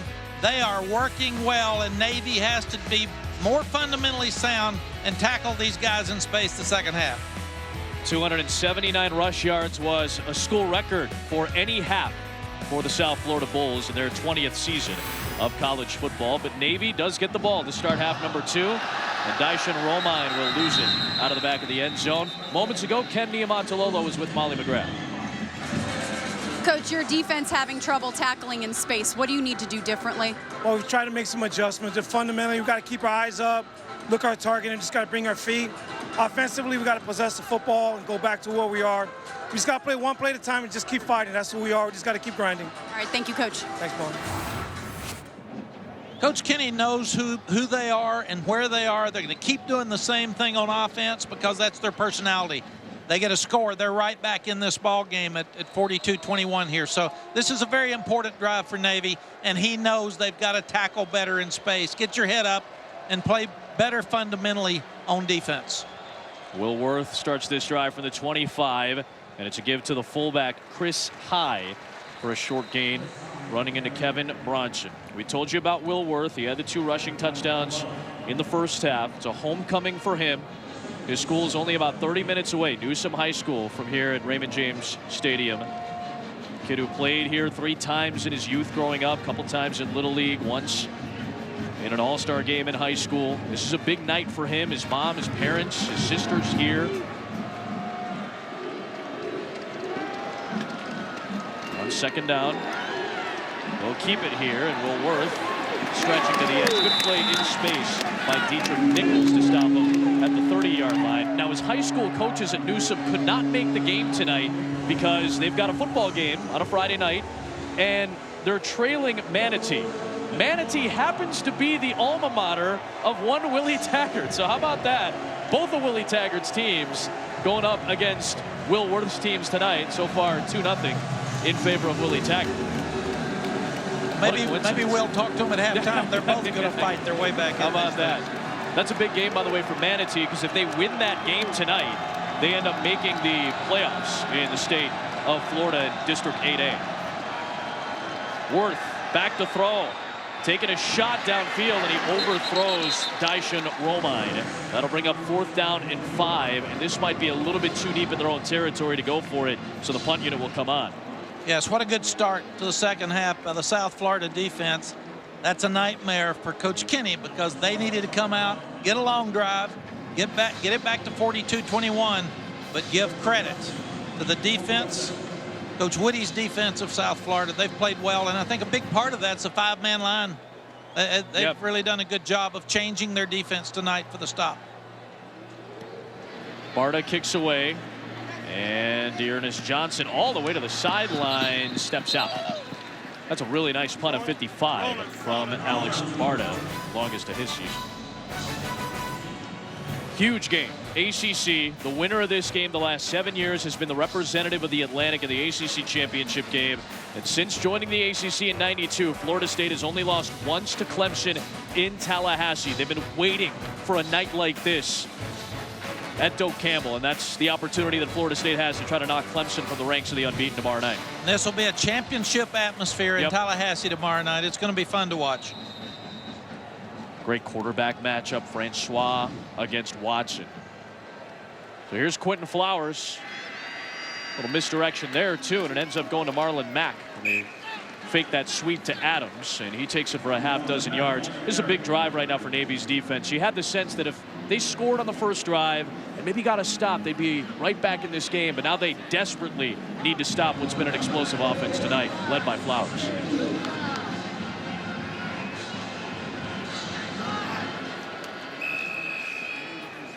Penalty marker flies in from the defensive backfield here for a false start. False start. Offense, number 73, 5-yard penalty, second down. Just the 3rd accepted penalty against the Bulls tonight. Yeah, Quentin Flowers had such a wonderful first half. You've got to wonder a little bit. Number one, will South Florida keep their focus with a score of 42-14 when they're this far ahead? And the second thing is Quentin had the sore leg coming in. You sit for 20 minutes at halftime. You wait. Is he going to be a little bit sore, a little bit stiff the second half? So we'll find this out in a few minutes. Navy needs a stop for field position. Well, this would be a huge spot to get a stop inside the 20-yard line. Fake the sweep. Flowers takes it and slips a tackle in the backfield. Elijah Merchant was able to finally close the play out after Forrestal missed one. And again, Micah Thomas, who's playing in the middle of that defense, he's been the Mike and Sam backer over the course of the year. The leading tackler is still on the sidelines. Screen to Adams on 3rd down and short, and he'll maneuver for the first down. It's a big first down to get for South Florida, so Navy's got some holes that they have to plug up with Thomas out. Yeah, it's good penetration that time by Merchant. Sean Williams makes the tackle, but good play call. Needed 3rd and 1, got 3rd and 2. Movement before that play, that's going to be an easy flag. Ball start. Offense. Number 5. 5-yard penalty. First down. Mack moved a little bit too quickly, but you talked about 3rd down situations. 9 of 9 is South Florida on 3rd down. They're typically a good team anyway at 45%, but they're perfect tonight on 3rd down. And that's usually Navy's way to stay on the field, but they're holding Navy on 1st downs. They're putting them in 3rd and long situations. So South Florida's just kind of turned the wheels on Navy, and they're doing what Navy usually does offensively. I mean, South Florida hasn't punted the ball here tonight. Injury timeout for number 14. Elijah Merchant is going to the sidelines for Navy, and he was getting checked out. And now he gets tagged for an injury, or he gets called over to the sidelines after an injury timeout. Jared Ryan has to come in, so that must mean that somebody felt the necessity to check on Merchant after that play. So again, another backup is into the game for Navy and Ryan. Quentin Flowers is saying, settle down. Come on, guys. Settle down, get your focus back. Down the sidelines, back shoulder throw from McCants, and it's incomplete. 2nd and long coming up here for South Florida. And again, this is a situation where Navy, it just feels like they have to get a stop to get the ball back in this field position. Yes, and Jared Ryan that time had really good coverage. The throw was in the right area. It was the back shoulder throw, but he just didn't push off the back foot and get it there in time. 7 o'clock Eastern time Tuesday night, first college football playoff rankings. Chris Barr gets the forward pitch, forward pass officially, and he'll take it to about the 30. Sean Williams charged him out. 3rd down coming up. Coach Niumatalolo talked about playing better fundamentals in space. That time Sean Williams took on the lead blocker really well. He shed him off. He got his outside shoulder free and made the tackle. And now it's a 3rd and 6. That's a big play. On 2nd and long, he ends up going for 9. And now you set up a medium situation rather than 3rd and long. Navy's got to get off the field. They haven't been able to on 3rd down all night tonight. Blitz coming. Flowers running. Needs the 36 and has another first down. Into Navy territory goes Quentin Flowers. 10 of 10 on 3rd down tonight of the Bulls. And that's a 26-yard run to move the chains. And this is a killer if you're the Navy defense. Yep. You blitz, you come after him. You've got everybody in the right places. You contain him. He turns up inside, but you can't tackle him. And that's been the story of this ball game.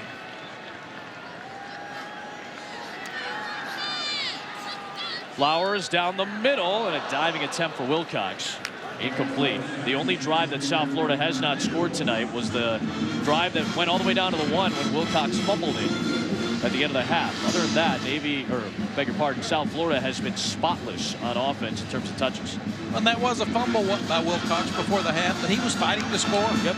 He wanted to take care of the ball, but it was an effort fumble for sure. Still, no backs. And they'll screen it out to the trip set with Adams. And he slips another tackle.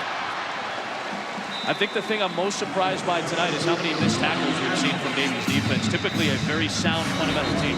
And that's what Coach told Molly coming out at halftime. You get the ball in space to Adams, our in-back player, no backs, get the quick screen. They've got to make a tackle, and he runs through 2 guys right there, and Josiah Powell is their best defensive player. And DJ Palmore, who is another very good player, is their sack leader this year. He went down hard after that play. He's got 5 sacks this year. He's got 8 tackles for loss. He's been a very productive outside linebacker for Navy this year. And DJ Palmore could have been potentially 3 things. The initial hit on Rodney Adams, his teammate Nnamdi Uzoma comes in, and then the impact of the tackle itself forces Palmore over to the sidelines. And now Ted Colburn, who wears 55 for Navy, has to take his spot. As another big play for South Florida has him at 1st down and 10. And a penalty marker gets flying in for a false start. Number 11, 5-yard penalty. First down. So that's already 3 penalties on the offense in this half. Well, it's all about focus because they didn't have them the first half. Now, South Florida's been out there 55 plays to 36, so they flipped the switch on Navy. That's what Navy needed to have done to be winning this football game, because Navy's getting worn down. It's not their forte playing from behind. So it's a screen out wide to the sideline, and that penalty yardage for Mack is brought back towards the line of scrimmage. Approaching 10 minutes to play here in the third. South Florida trying to bounce back after that road loss at Temple, a team that they're going to have to hope loses a couple of games in the next 4. A team that has a very, very favorable schedule the next few weeks. Flowers keeps it. Flowers maybe a yard or 2. And Hudson Sullivan on the stop. 3rd down and 8 coming up here for the Bulls. And if you're the Bulls, you still need points. These games are never over until you put them so far out of hand. If you're Willie Taggart, you're not happy with the penalties. You've got a long 3rd down here. You've got to come away with some points, even if it's 3. But you sure don't need to squander this opportunity. And again, 11 of 11. Perfect on 3rd down tonight. Flowers is 7 of 7 throwing. Pressure off the edge, and Flowers runs away from it. Another 3rd down conversion, and it's 1st and goal for South Florida. If you lose contain against this guy, you've got absolutely no chance. They came after him. He goes around to the outside, and everybody's just chasing. Quick strike towards the end zone. They were looking for Ryshean Bronson, who is back this week. Good play by Sean Williams. That prevents the touchdown. Good pass break up there, and it's 2nd and goal. And Elijah Merchant, starter in the back end, is headed back towards the tunnel. Got unbalanced into the boundary, and Quentin saying, let's go, get down, go fast. Another flag by the line judge, who is sitting right in front of a trip set. Offense, number 85, 5-yard penalty, 2nd down. Perfect view for the line judge, Colin Gaynor, to make that call, because there was a trip set right in front of him, and one of the guys moved in it. Dillon, the tight end. These guys are human. They see a game, it's 42-14, and it's a little bit harder to take every snap seriously when you're this far ahead. Mack, nothing much there. Stopped by Foley.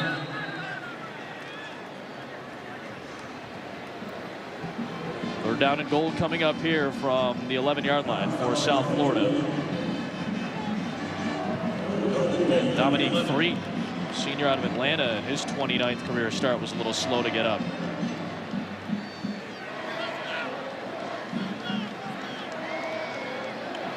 Guy squats 705 pounds. You don't want to make him mad. He does 425 at 10 reps. Big dude, strong dude.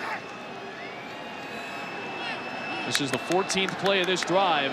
Play clock winding down. And Willie Taggart's going to, I imagine, frustratedly use a timeout. USF, their first charge timeout. 3rd and goal coming up.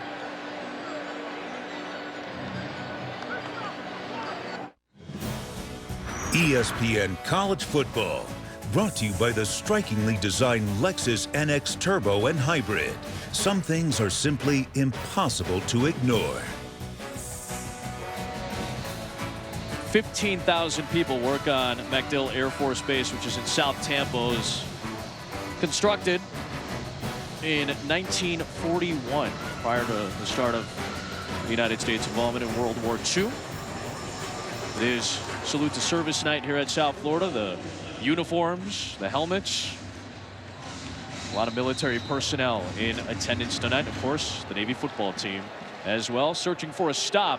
South Florida's got 3rd down and goal, and they've converted all 12 of their 3rd down chances tonight.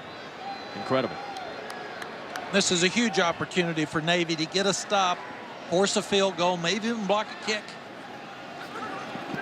Flowers, end zone, and it is broken up. It was caught, but out of bounds at the end of that play as well by Marquez Valdez-Scantling. But boy, Tyrus Wooten stepping up big time to help break up that play. And Valdez-Scantling, to his credit, nearly made a spectacular touchdown catch. Yes, Wooten's played really, really well tonight.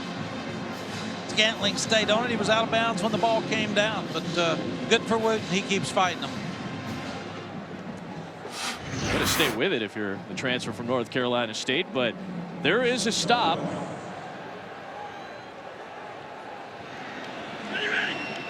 And a field goal try for Nadelman, who's been perfect on the season so far. He is now 7 of 7. That one from 28 yards to make it 45-14 in favor of the Bulls. Quentin Flowers continues to lead an impressive South Florida offense. Yeah, we wondered whether he would be stiff over the half. But when things aren't there, he can bring it down, turns up inside, even though they've got contained with Powell. Makes the big run. Now he gets outside when they don't have contain, and you cannot let this young guy turn up. He's having one special night for the South Florida Bulls. 34 yards through the air, 52 on the ground on that drive.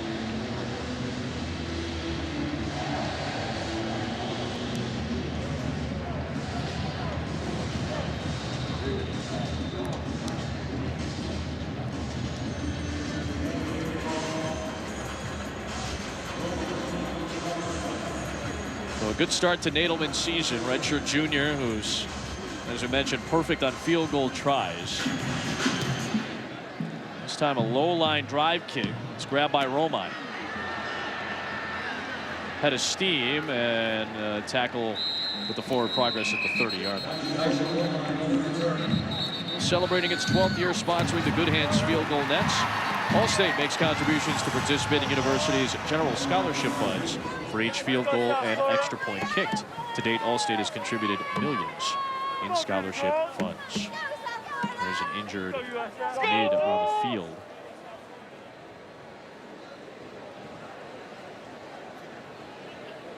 Taylor Heflin, sophomore out of Georgia, kind of favoring and maybe even pointing towards that right arm, maybe the right shoulder. It was a good coaching decision by Willie Taggart to squib the ball, because you don't want to give an opportunity for one of the faster Navy players to return a kickoff for a touchdown. Good to see Heflin at least up on his feet. And South Florida in the battle of attrition as well, with Daniel Awalake, senior out of Lakeland, Florida. He got a shot to the head, it looked like, on that play as well, and he's being tended to on the bench.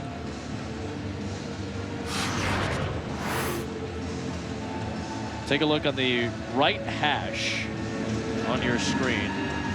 Awalake and Heflin both collide. I mean, right at the 37, 38 yard line. Big collision between those two, and both are on the sidelines now.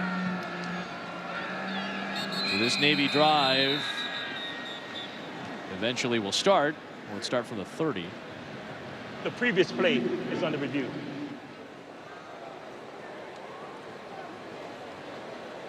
Well, the previous play will be under review. Awalake is going to seemingly head towards the locker room as well.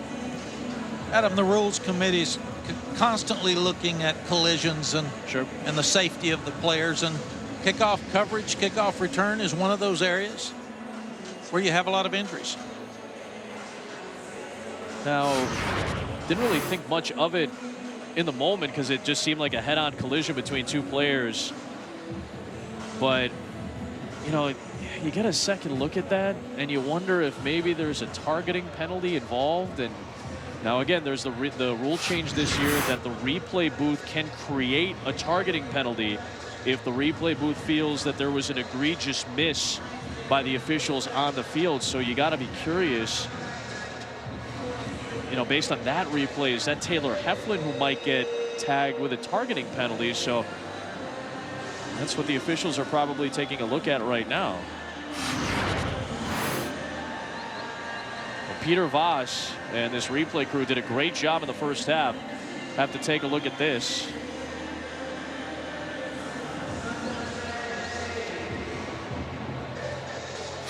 Again, is it forcible contact above the shoulders? Is there a launch involved?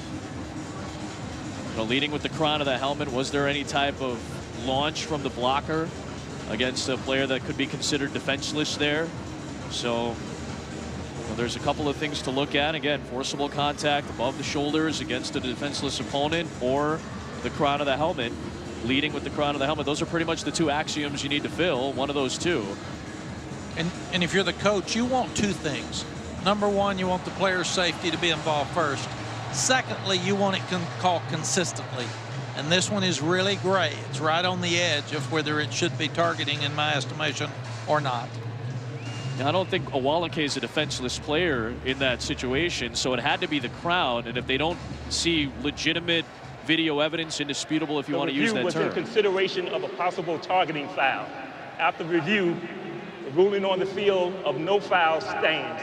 It'll be 1st and 10. Navy. I was just about to say there's no indisputable video evidence to prove that the crown of the helmet is what was used in that play by Heflin, so no targeting. You can't create something if there's no indisputable video evidence to support your claim. So I do appreciate the officials taking a look at that, because we've seen situations this year going all the way back to week 1 where you clearly maybe should have created a targeting penalty, or at least reviewed it to take a look at that play. And I think of Texas Notre Dame week 1. And I think that was a good job by the officials to at least take a second look.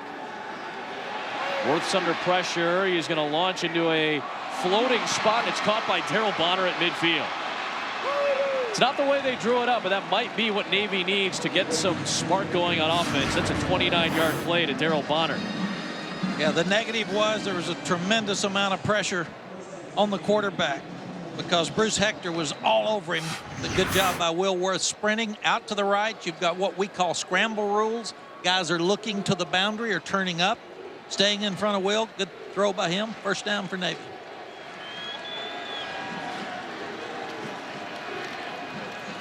Good pitch to Tony O'Gully. It's grabbed by Godwin out on the sideline for 6 yards. 2nd down coming up here for Navy. Tony O'Gully did not play against South Florida last year due to a stinger he suffered the previous game. So this is the first action in American Conference play he's gotten against USF. We're seeing a 5-man front again. Your linebackers a little deeper, so they can do just that. Go inside out on the pitch and make the play. And if those 5 guys, 1st down is picked up by Cass, if those 5 guys are going to come straight and take Worth away, Worth has to be sharp enough to make the decision to go to the outside quick. Yeah, Coach Whitty called those down linemen. They work through the garbage. They try to keep the linebackers free. And he said the linebackers are the cleanup crew, and that's exactly what they did that time, inside out with Sanchez for the tackle. The 29 on 1st down. Got the pitch to the outside, does Worth, and a good move by Cass. Surges ahead for about 4, maybe 3.5. Sanchez again is there for the tackle, but that's what Navy wants. 3-4 yards every single play they get a chance to run. And Nate Godwin was in perfect position that time. Ducked his head and missed the tackle. So again, you got to tackle in space, but if not, that's why Sanchez is our impact player, and he had 14 tackles against this bunch last year. Worth kept it, then pitched it. And there is Tony O'Gully slipping through. It's one of the better runs we've seen from Gully today. He picks up a dozen, works his way down to about the 14-yard line. Remember, this is a Navy bunch that is 4th in the country this year in rushing. Last year they finished 2nd in the country. They ran all over South Florida. And so far, the Bulls defense with Raymond Woody, the defensive coordinator, in his 4th year, they've done a very solid job of stymieing the rush attack. But Coach Niumatalolo told Molly at halftime, we're going to keep being us. We're going to do what we do, and that's what we're seeing on this drive. Worth keeps it this time, and Will Worth muscles his way close to the 1st down. Dietrich Nichols grabbed him. It looks like it should be enough to move the chains. He's got the read in the backfield. He sees a crease. He turns up immediately, like an ISO, with a slot back blocking for the 1st down. So it is 1st down and goal here for Navy. Worth pounding forward. He got stacked up by Nigel Harris. That prevented him from getting into the end zone for what would have been his 3rd rushing touchdown of the night, but still 2nd down and goal. What you love about college football, senior against senior, Wilworth trying to get in, senior Nigel Harris holding him out. 8th play of this drive.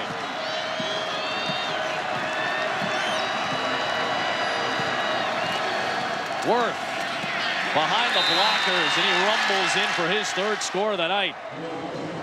Good job by Sean White throwing a block for his quarterback to get in again. And that's an important score for Navy with 4:13 to play in the 3rd. You know when you're playing Army, Navy, or Air Force, they're not going to quit.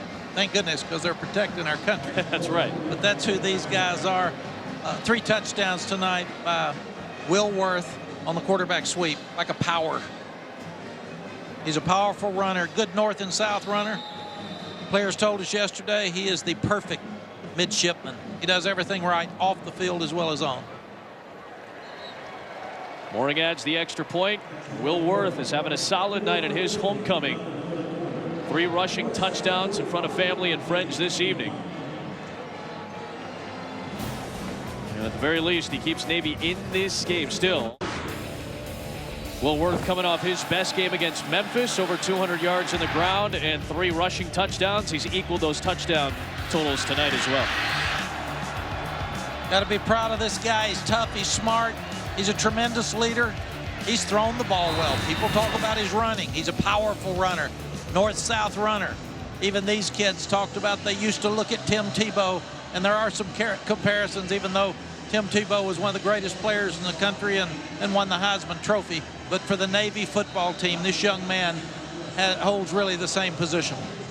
Big night for him. We talked about the homecoming for him. It's a big night for Will Worth to play 25, 30 minutes away from where he played his high school ball. His parents are here. His sister is here. 10 to 15 tickets for family and friends. He didn't want to overload. He just wanted to keep it within a small circle, but that family is here tonight. Another short kick. Wilcox takes it from the 25-yard line and has space to run down the sidelines. They were so desperate to keep it away from Rodney Adams and Ernest Johnson that they'll just give up the field position to Wilcox. There is Will Worth's crew tonight. His mom, Susan, is a math teacher, 8th grade math teacher. His dad, William, is in attendance tonight as well. Remember, Will's brother, Joe, finished up at the Naval Academy a couple of years ago. He's now stationed as a Marine Corps leader in North Carolina. So this is a proud family. And obviously, when you deal with kids from the Navy or the Army or the Air Force Academy for their football teams, guaranteed to get outstanding young men on their football teams. Mack on 1st down will take it to the 44-yard line. It's, you know, you just take some time to think about it. We're always kind of flabbergasted when you walk away after a meeting with Ken or any of the staff for Navy or any of their players. Yeah, you're so proud that these young guys are the future leaders of our country. We met with them yesterday. We talked with these guys. They have to get admitted to Navy, and admissions decides whether they go to the Navy prep school or not. Kenny and the staff don't have any involvement. Every young man is on scholarship as such. There's Mack. Good penetration that time by Hudson Sullivan. It'll be no gain of the play. Loss of a yard. As is everyone at the academy. That's right. But they don't have to play football. They can leave. And Kenny said kids that get hurt or want to quit want to stay involved with the program. And even in this program, after 2 years, you can leave the Naval Academy if you want to going into your junior year. And he says very, very few people leave. And that's the type program they've established at Navy. And the coaches don't necessarily leave either. I mean, Coach Ken Niumatalolo has had the same offensive staff for 6 years running now. There's only 2 schools that can say that, Northwestern and Navy. There's Flowers. Looking downfield, trying to keep the play alive. He had an open man and Adams downfield momentarily. He throws late. It's almost intercepted by Jared Ryan. After all of that time, a penalty marker came in at the very end of that Flowers scramble. And it looks like ineligible man, and it is hard for that long if you're an offensive lineman not to eventually trail your way down past 3 yards. Guys want to block for him. They're not sure where he is. They lose him. I think he declined this penalty. Ineligible receiver downfield, offense, number 74. Penalties declined, 4th down. Yeah, again, it was a 3rd down play. If you're Navy, you just declined the penalty. That's a good stop by Navy. They get another drive here. You better look out. These guys have a way of sneaking back into a ball game. As happy as I would imagine Willie Taggart was in the first half, I can't imagine he's as pleased. Just in terms of sharpness, we've seen a lot of penalties. Drive that didn't end with a touchdown after they had 1st and goal because of the penalty, pushing them back. Let me assure you he's not as happy. It's not even close. And this is the first punt of the night, by the way, for John Hernandez, as he'll kick to Calvin Cass. Left footer with a boomer. He pins it inside the 5, and it is saved before it reaches the goal line. Excellent job by Nigel Harris running it down. And he keeps it inside the 5-yard line. Beautiful punt from John Hernandez. 2.5 to go in the 3rd.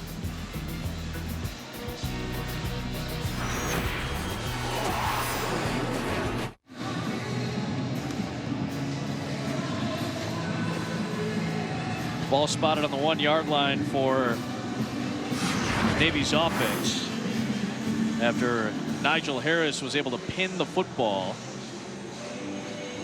Is there any penetration past the goal line here for Nigel? And the guy who kept his feet came very close. I mean, it is so tough to tell. And again, that's not straight down the goal line, so it's difficult to see if that ball crossed the plane. Did it break the plane at all? But you did have an official standing right on the line. Yep. And that's one thing as a coach you usually trust. If he's standing there and you got a tough angle, trust him. Outstanding play to punt him down into the 1. And now this defense has got to step it up. They know this is a good opportunity to put Navy in more trouble with either a stop here, a safety here, or a short field for their offense.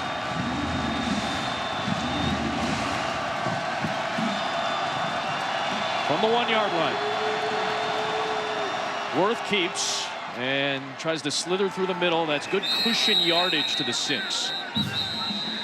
Just showed a comparison of these two quarterbacks. They've both led their football teams really well.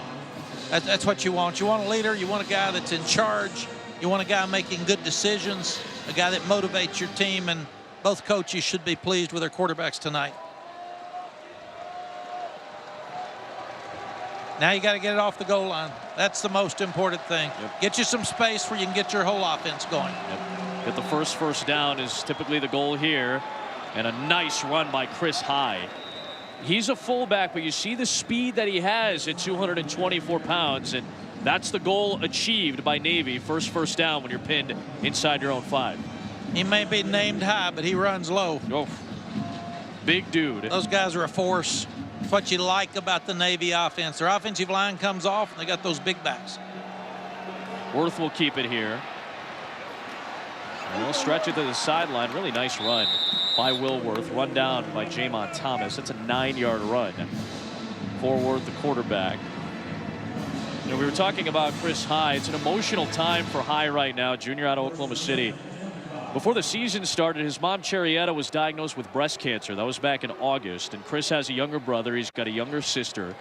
When he got the news, he was very emotional. I mean, of course, you would imagine and would sympathize with a young man in that situation. But his mom said, hey, you've got a younger brother and a younger sister. You have to be the rock right now for this family. And there is good news as well about Charietta. We'll tell you that in a moment. Worth, good plan and a good decision to make, as he's going to turn that into a really good gain. And he's got another first down out past the 35-yard line to the 36. He picks up 12 yards there. Good news that Charietta, Chris's mom, has been responding very well to chemotherapy treatments. She has surgery scheduled for Monday, and she seemed to be in high spirits when you read about the story in the papers, when you talk to some of the members of the team that have talked to Chris about it. And the goal for her in December, be at the Army-Navy game when Chris, the junior, plays in that contest. So really good outlook for Chris High's family.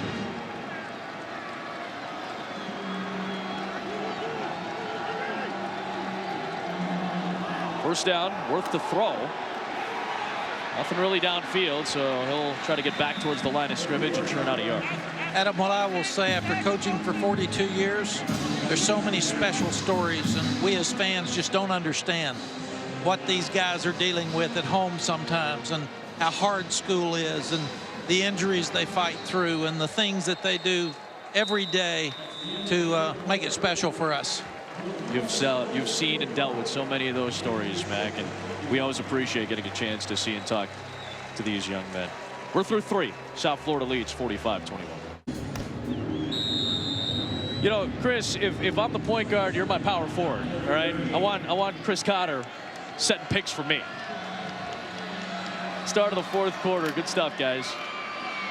And Navy on offense, 2nd down and 9. Chris High running into Bruce Hector. Ends up powering to the 39-yard line. So 3rd down coming up here for the Mids. This is what you have to do up front. We said there's 5 there. You got to penetrate. Brown was back there, but Hector comes around and makes the stop. Well, High comes off, and Sean White checks in for 3rd down and 8.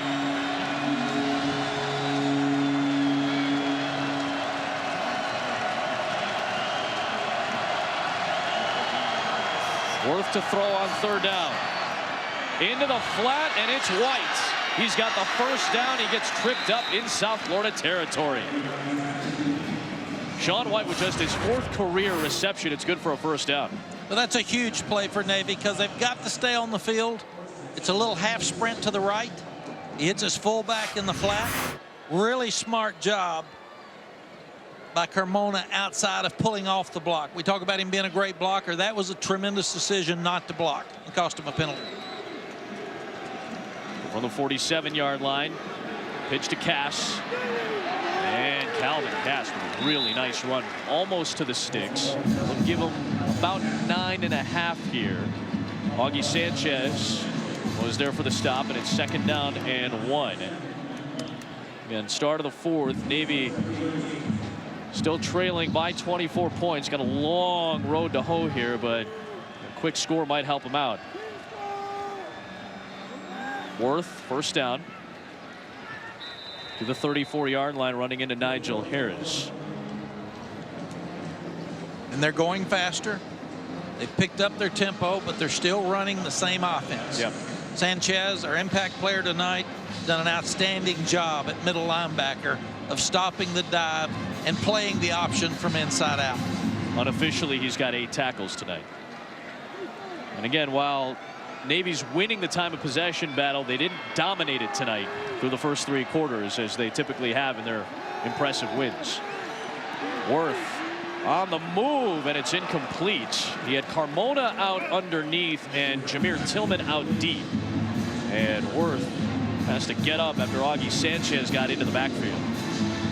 Yes, he actually had 2 guys open that time. Good job by Sanchez putting pressure on Worth.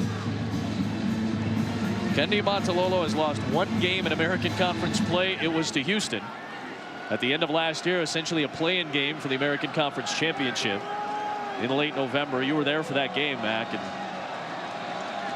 this is a rare sight to see so far through the first year plus, nearly 2 full seasons in a conference. To give too high, runs into Bruce Hector. This is a program in Navy that started back in 1879, and every year up until last year they were an independent football team. They joined the American last year, and how big is it? Ken Niumatalolo told us that the Service Academy games are still incredibly important, but now you have to focus in on games like this because of what type of impact it can have for your program in conference. And for our fans to understand how good they've been, they're 11-1 in the American since they joined.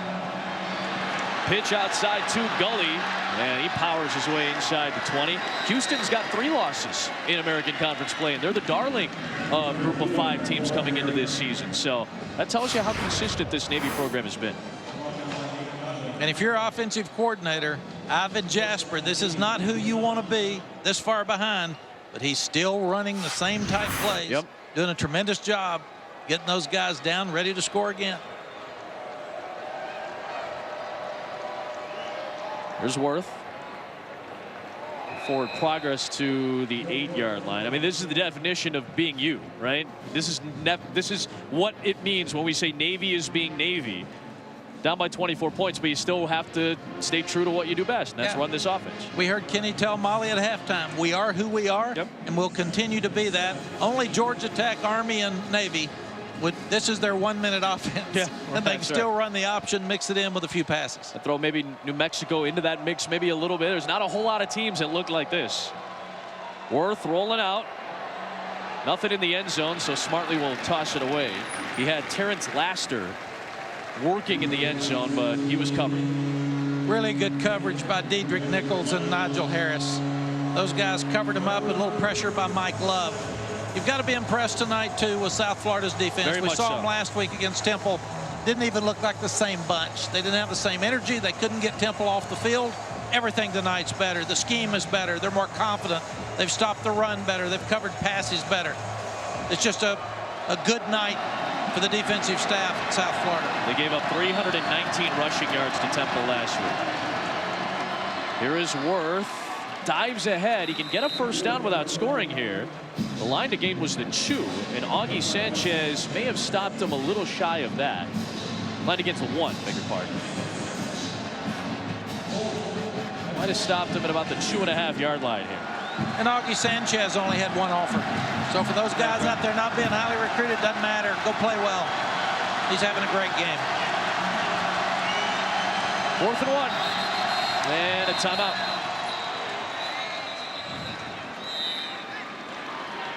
Timeout, Navy. 10:39 to play. Timeout. And Niumatalolo wants the right play call here. ESPN College Football, brought to you by Buick, proud partner of the NCAA. Beautiful night here in Tampa, Florida. Warm night. I know it's getting a little cold around the rest of the country, but enjoying a warm night here. South Florida's offense has been very impressive. Navy trying to stay in this game. And they've got 4th down and 1 here. The 16th play of a drive that started all the way back at their own 1-yard line. Quarterback follow has been what they've done. They're going pitch sweep. Here is Gully on the perimeter, and he got in. Tony O'Gully, with great blocking out on the edge, gets the touchdown to cap off a 99-yard drive.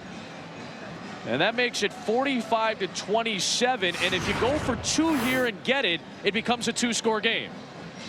And you've got to watch the blocking of Deshaun Roman. He goes out, he puts the corner on his back, and allows an easy touchdown for Gully. These slots, these wide receivers do an outstanding job blocking for each other. How about that drive? And started with a Will Worth run up the middle just to get some cushion. They bang it in. And again, a 2-point conversion here makes it a 2-score game. Worth, it's an end around. Jameer Tillman cutting it back. He got hit at the 1. Did he get in? Line judge from the near side tossed the beanbag down shy of the goal line. The Navy offensive linemen are claiming they got in. The ruling on the field is a fumble recovered by another player of the offensive team. By rule, the ball is placed back to the spot of the fumble. Try no good. That's incredible. Now again, because that's like a 4th down play, you cannot advance a fumble on a 4th down play like this is to be considered unless you're the player who fumbled the ball. So Tillman ended up losing the ball in that pile before he went down, and it was recovered by Navy.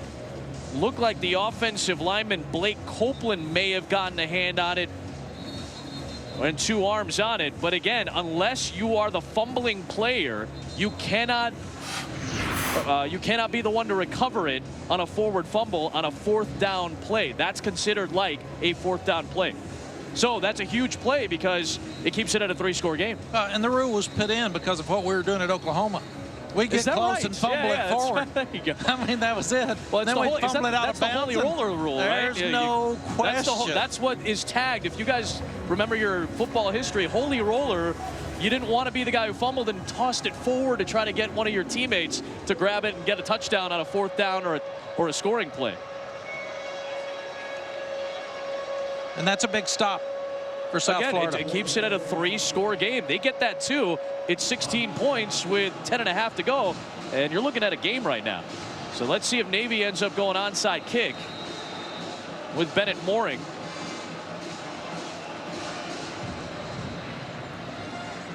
It has to go 10 yards. It does, but right into the arms of Dillon, the tight end.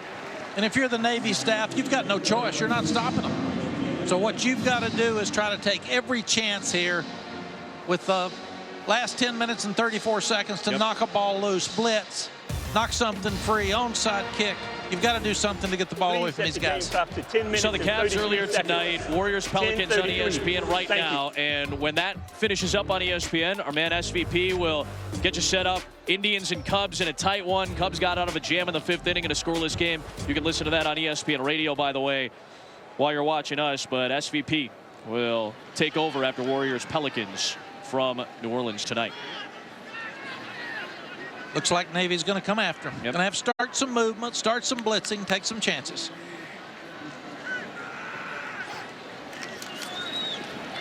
Here's Flowers. Flowers, big hole. And Quentin Flowers with another excellent run. He's got the South Florida rushing record for a quarterback. He had 201 against SMU last year. He's getting close to it tonight. Coach Taggart told us he was also frustrated with the lack of blocking on the corner. This is a speed sweep. You get outside.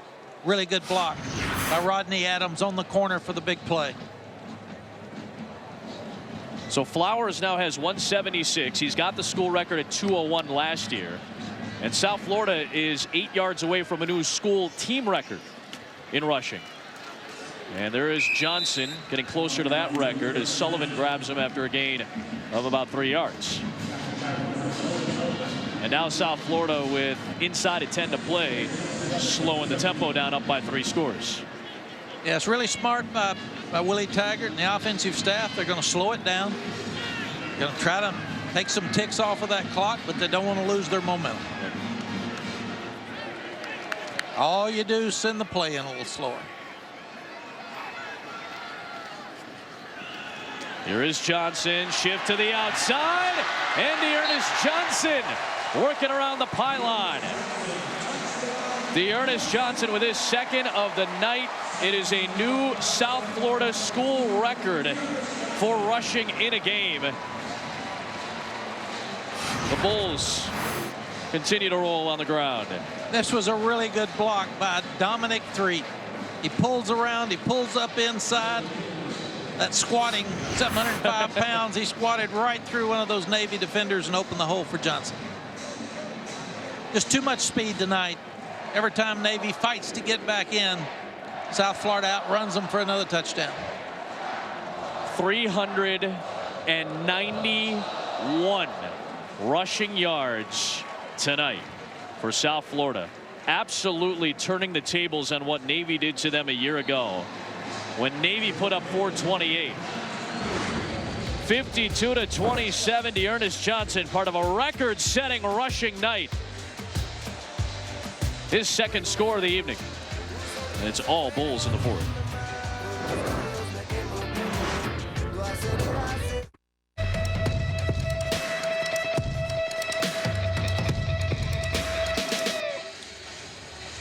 December 31st, the Peach Bowl, the Fiesta Bowl are the semifinals. And then right here with the pirate ship looking on at Raymond James Stadium, this will be the site of the 3rd College Football Playoff National Championship. I talked with Rob Higgins, the executive director of the Tampa Bay Sports Commission today.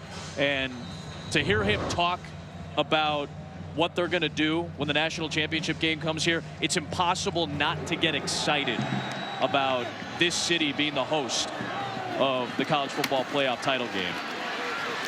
There is Romine on the return. He works out close to the 30-yard line. Obviously, we're 4 days away from the first College Football Playoff rankings release. Then you'll have the selection day on December the 4th, December the 31st with both semis, and then the national championship game here. The process to get it to Tampa started about 5.5 years ago when the thought of having a college football playoff was even thrown out there. 7,000-page bid, Rob told me today. That's what it took. We are only 73 days out from the title game after Tampa won the bid over cities like Minneapolis and Jacksonville and San Francisco and San Antonio. So we are very excited for the ESPN family to be here in Tampa for the national championship game. Emilio Nadelman took the worst of the damage during that kickoff, and he is being helped off to the sideline.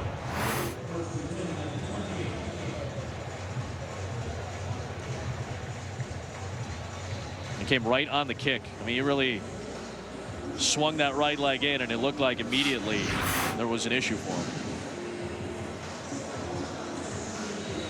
That's not somebody you want to lose right now if you're South Florida in special teams. He's been a weapon.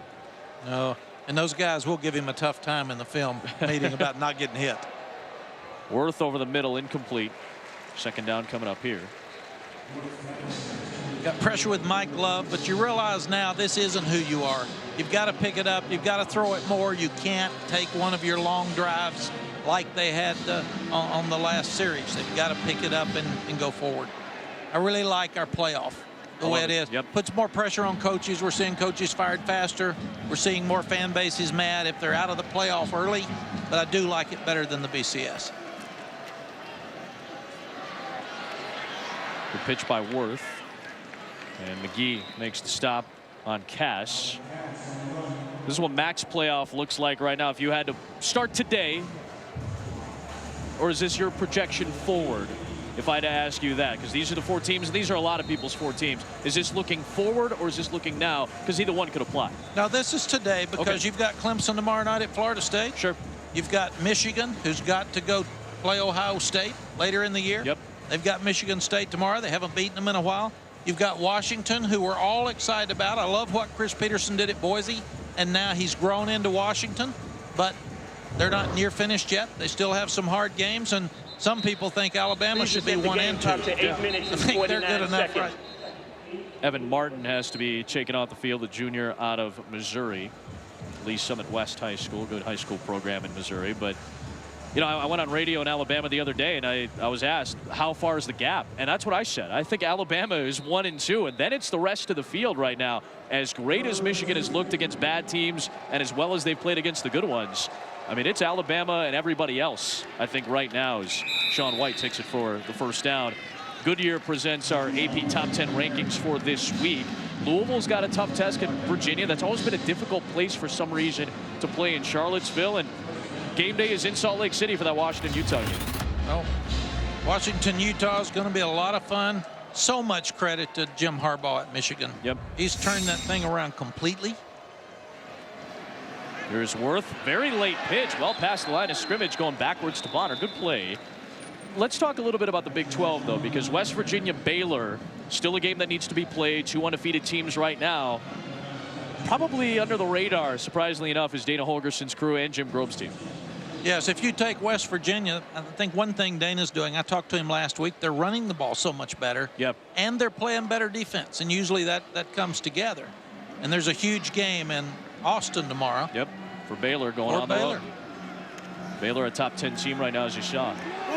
Worth for Tillman, deep shot, and it is both men going for it, and Tillman inside the 5-yard line against Ronnie Hoggins. That is a very impressive catch by Jameer Tillman, ripping it away. Oh, and Kirk Livingstone hits the quarterback as he throws it. You've got one-on-one coverage. That's what you get at Navy when you're running the option.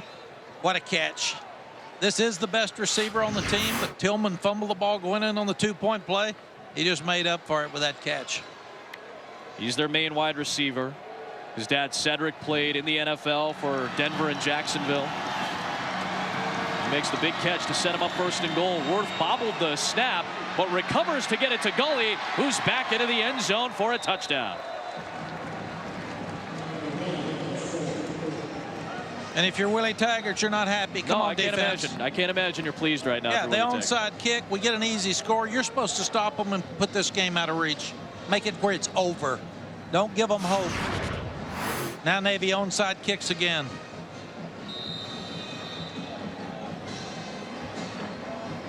Good recovery by Worth. A little bit of a bobble on that snap.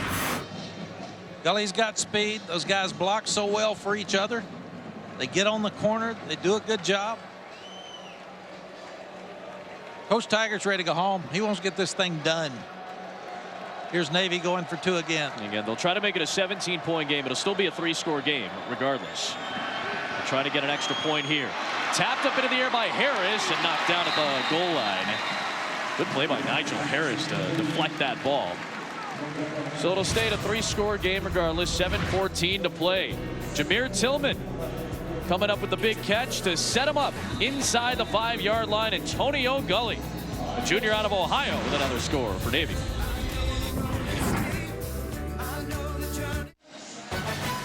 Big Ten takeover on Saturday on ESPN. Michigan at Michigan State, Northwestern at Ohio State. And then Paul Chryst, Mike Riley, 2 guys who usually spend a week or 2 together at what they call a summit, just talking football, and they're best friends. And really, it was Mike Riley that started Paul Chryst's coaching career after his college days. What are you looking forward to at Camp Randall? So those guys are like family, so you always second-guess yourself against each other. But in talking to Mike Riley the last couple of weeks, he's concerned about their running game. You're not going to beat Wisconsin with that good defense by Justin Wilcox unless you can run the ball. We'll check it out tomorrow, 7 Eastern. Onside kick, try number 2 here, and it's recovered by South Florida. Good job by Dillon for the 2nd straight time. Let's go back to my favorite power forward, Chris Cotter, in the studio. As long as I don't have to shoot the ball. Hey, coming up next, Jalen Robinette. We're focusing on a receiver at Air Force. The Falcons at Fresno State and their interim head coach, Eric Kiesau. That's coming up next here on ESPN2. You're going to want to stay tuned for this. They'll kick in about 20 minutes time, Adam. Good stuff, man. Remember, that was an Air Force team that beat Navy this year. They're the only team to beat Navy in their 5-1 run. But South Florida has done it to the point of 52-33. And with 7+ to go, number 7, Brett Keane, redshirt freshman, comes into the game for the 2nd straight week. Remember, he threw an interception on his only pass a week ago when he came in late for Flowers. Offense, number 77, 5-yard penalty, first down. So again, first play, new cadence, different quarterback, and a false start penalty against Norman. It's usually 100%. I mean, it's just what it is. They lose some focus. They're so far ahead now. They've had a wonderful night. Put the freshman in. He needs to get some good experience. So if you're Willie Taggart, you got to call the same plays. You got to be aggressive because you're 1 play away, like we saw last week, from this young man being your quarterback. So first down and 15 here, back behind midfield in their own territory. And it is a give straight up the gut. Good run for Dearness Johnson. Molly, we saw Brett Keane go to work late in the game last week. That's right. And he was really down on himself after the game. His confidence was shot. Quentin Flowers took him aside in the locker room and told him, let it go. It wasn't you. It was a tough situation that we put you in. That's on me, not you. Flowers looks at Keane like a little brother and has complete confidence in him moving forward. This is the 7th career appearance for Brett Keane. Another give up the middle for Dearness Johnson, pounding for the first down to the 35-yard line. He was a very highly recruited quarterback, 3-star guy. South Florida coaches really like him. They're really high on him. This is a tough spot for Willie Taggart to be in. You've got so much respect for Navy and who they are. You've got so much respect for that staff. You don't want to run the score up, but you need to get your young quarterback some throws. Right. So he's going to let it run as much as he can. He still has his starters in the game because he wants this young guy to be working with the best players on his offense. He'll keep it here. He was a dual threat quarterback at St. Edward High School in Lakewood, Ohio. And again, the 2 plays that Molly was referencing, you know, the tough spot that he was put into, that was because Flowers got hurt, that hamstring issue that we discussed at the top. That's why he was in the game.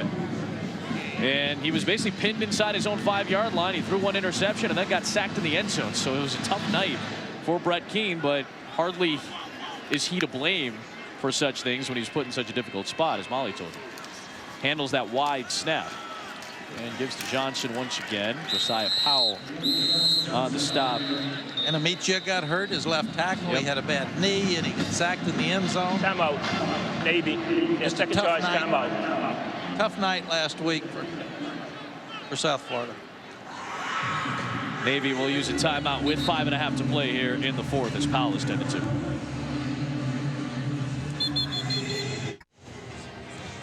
Now Josiah Powell, another starting linebacker, is being tended to on the sidelines for Navy. A lot of attrition, Molly, for the Mids tonight. Yeah, their defense is beaten up. Elijah Merchant and DJ Palmore are both confirmed out. And Micah Thomas came out after halftime without a helmet. He's out as well, but he's been very active on the sidelines. They're missing him on the field, but they still have his leadership late in the game, guys. Good stuff, Mom. I mean, this is just tough, and not necessarily even for tonight, but Navy going forward. I mean, these are guys that are stalwarts on your defense. Remember, they've got Notre Dame next week at home.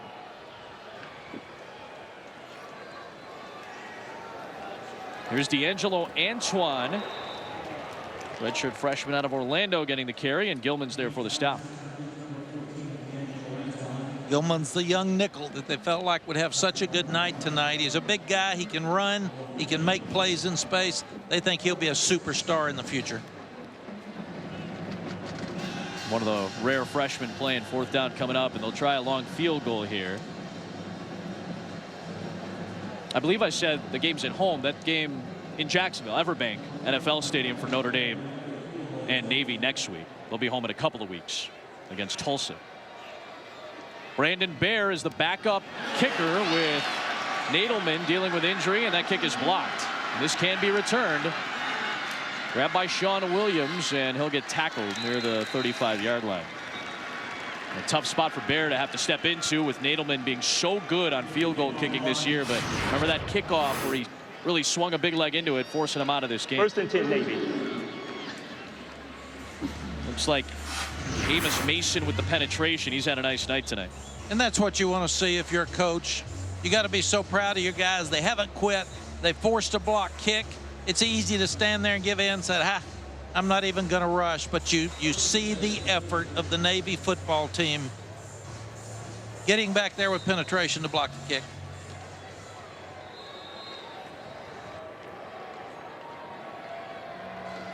Worth on the move. Fire to the sidelines, and Romine is able to hold on to it for a catch across the 40-yard line. We talked about the Navy team going home in a couple of weeks. They've got a long win streak at home, second longest in the country. Right now, the Tigers have the longest home win streak. That's the only team with a longer home win streak this year, but they're going to be on the road in Tallahassee tomorrow night. Saturday Night Football on ABC, 8 o'clock Eastern time. Chris, Kurt, and Sam will have the call for you in what is a crucial ACC Atlantic game. Romine makes the catch over the shoulder, stepped out of bounds, but that's back-to-back plays for Daishan Romine. 4:14 to go. Navy still fighting in this game. Throws it over the head. You've got Hassan Childs back there. He loses his bearing. Looks like they had a busted coverage. They've got nickel defense in. Big play to the slot back. Fastest guy on the Navy team. They mark him out officially at the 17-yard line. And Willie Taggart, again, we've said it a couple times, I cannot imagine he is at all pleased after his team led 28-0 after the first quarter. Worth back through the air and incomplete, looking for Bonner out of the backfield that time. It'll bring up second down with 3:53 to play. Now, when you've had a night like Coach Taggart's had, what you want is to finish it. Finish strong. Finish it positive and carry over into next week. And you can see Willie's back on that defense now. He's had enough of the offense. He's trying to figure out who busted the coverage. Navy has outgained South Florida by 131 in the second half. Worth, good keep. And Will Worth close to the first down. Bruce Hector on the stop. Inside of 3:45 to go. Navy's such a different place. Tago Smith gets hurt. He's out for the year. It's his last year. They don't redshirt. And those guys, the Superintendent Carter decided that his academics and going forward with the military is more important in his fifth year. There's Worth on the move. He's got the first down. And that is at the discretion of the superintendent of the Naval Academy for Tago Smith. He is on pace to graduate in 2017 and thus start his military career. So it was up to him. They were going to apply for another year of eligibility, but it had to be signed off by the superintendent, and it was not. So Tago Smith's career playing football in Navy is done. And it is Will Worth's team. And Will Worth trying to keep Navy in this game in the final minutes on his homecoming night is stopped by McGee. There is Tago on the sidelines. He waited his time behind Keenan Reynolds. Yep. Great football player. Got hurt in the first ball game. Loses his career, loses his chance to play, and all he's done now, you start looking at Gully, took number 2 because they wanted Tago to still have a presence on the field. That's how these young men and their brotherhood fight for each other. Really special group of young people. Here is Worth lunging for the goal line, and he's in for his 4th rushing touchdown of the evening.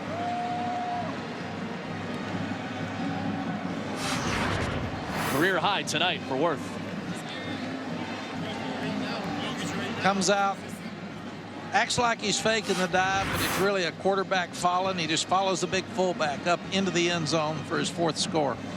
Navy's not going to win this game, but they're going to leave with a lot of confidence and a lot of momentum going into next week with Notre Dame. Yep. Coach Taggart's going to have so many wonderful things that happen tonight that with his football team, still got some things he needs to correct. A 2-point conversion makes it an 11-point game, and Worth gets stopped. It's still a 2-touchdown game, but that would have made it a touchdown 2-point field goal game. Ronnie Hoggins on the stop there. So 2:28 remaining. And he had leverage. If he'd have pitched that one, it's a score. It's a walk-in. So that was a poor decision by Will Worth. Well, South Florida, we've talked about why Willie Taggart had a lot of positives to think about. It started with that 63-yard run from Quentin Flowers, and the rest of the running game kept going, especially in the first half. Well, he talked to Jim Harbaugh last night. We know Jim likes to run the football. These two are like family members. They're like brothers. They were in each other's wedding, and he said tonight, we need to run the ball really well. And they've put an explanation point on that with 3 guys over 100 yards.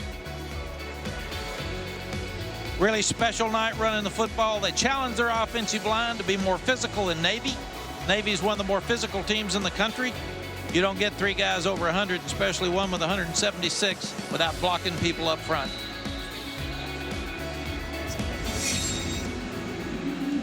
That's another onside kick. See if Navy can get one here and try to make a splash here at the end of this ball game. First time South Florida has had 3 100-yard rushers in a game. There's the onside kick, and again, it is recovered by South Florida. It did not go 10 yards that time, as Salomon was there for the recovery.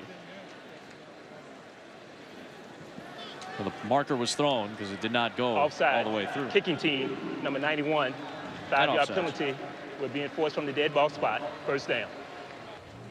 So and Adam, the 38-yard line. Yeah, all coaches are paranoid. You have seen things happen in games, so it is never over until it's over. So I'm telling you, Willie Taggart's on all of them. Yep. Take care of the ball, run the clock, because a ball can pop up in the air and get it run back, and then you get the onside kick, and you go for 2, and you lose the ball game. Kenny's on the other side saying, "Man, it's not over. Keep fighting. You know, it's funny. Keep competing." Mackie, you and I, you know, we'll give you a little inside info into the booth. You and I just got a text from our good buddy Dan Hawkins. I've seen 16 points scored in 24 seconds in my career, and he hashtagged a text, which I always love. He says, "Never safe." Yeah, well, and when he says never safe, that means I've had 16 against me. We can feel his pain a little bit. And Dan and I have seen it all. We've said coaches are all crazy. They're crazy in a good way, but they're all emotionally disturbed, or they wouldn't be coaching. By the way, can I say something real quick? Dan Hawkins was in California last night for the California School for Deaf Fremont game. What an incredible night that was last night. And hats off to that entire production crew, and hats off to those kids on both of those teams. And what was a really special night to see a school like that perform like they did last night. Offense, number 74, 5-yard penalty, second down. Dan Hawkins was part of the crew last night, along with Kevin Brown and Craig Hobart, and this is what you saw last night if you tuned in on ESPN2 amidst all the craziness that was going on. I mean, this was just awesome to see. They got him fired up before the game at a pep rally. Spezio Harmon takes the handoff. He takes it into the end zone. We had the silent drive, which was incredible production work by our crew and really gave a lot of people the insight as to what a lot of those kids deal with. And just the story itself is absolutely amazing. And Fremont won 43-0 last night. We had Brad Hermes on our team at Texas, and he ended up coaching at a school in Austin, very similar to this. Navy was a timeout with a minute 47, coach. And Brad was playing. I told him it's too dangerous for you to play. You shouldn't be out there.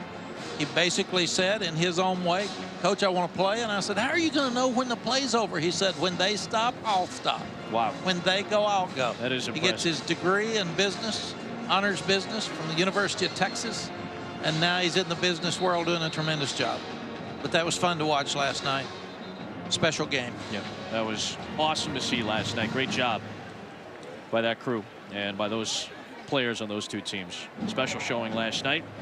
South Florida with a special showing tonight on the ground especially, and they're going to deliver Navy's first conference loss, and they're favored the rest of the way. Their toughest game remaining is on the road at Memphis, a team that beat them last year. They go to SMU. Now, scary place where they knocked off Houston too, and then UCF Thanksgiving weekend for that rivalry game. They're a heavy favorite in that one. SMU's getting to be one of those teams you don't want to play. I mean, we saw them earlier this year. They held TCU down in check for a half. They've done that against Baylor this year as well. That's a scary team, and Chad Morris, the right guy for that job, I think. And Navy's going to suffer this loss, and this might take them out of the contention, you would think, maybe for the group of 5. But again, the highest ranked conference champion at the end of the year is going to be the representative. The only thing that hurts is with the first playoff rankings coming out, you're likely going to be out of the rankings, and there's only probably going to be 2 or 3 teams out of the group of 5, including Boise and Western Michigan, assuming they don't slip up this weekend, and Western Michigan doesn't play till Tuesday. And the key to what you said, Adam, is they've got to win their conference championship. They have to win the conference title. It's the highest ranked group of 5 team. Delay of game here. They'll take the 5 yards. Timeout instead. Yeah, second charge timeout. But we've got an undefeated team in Western Michigan, top 20 team right now. They got to go on the road.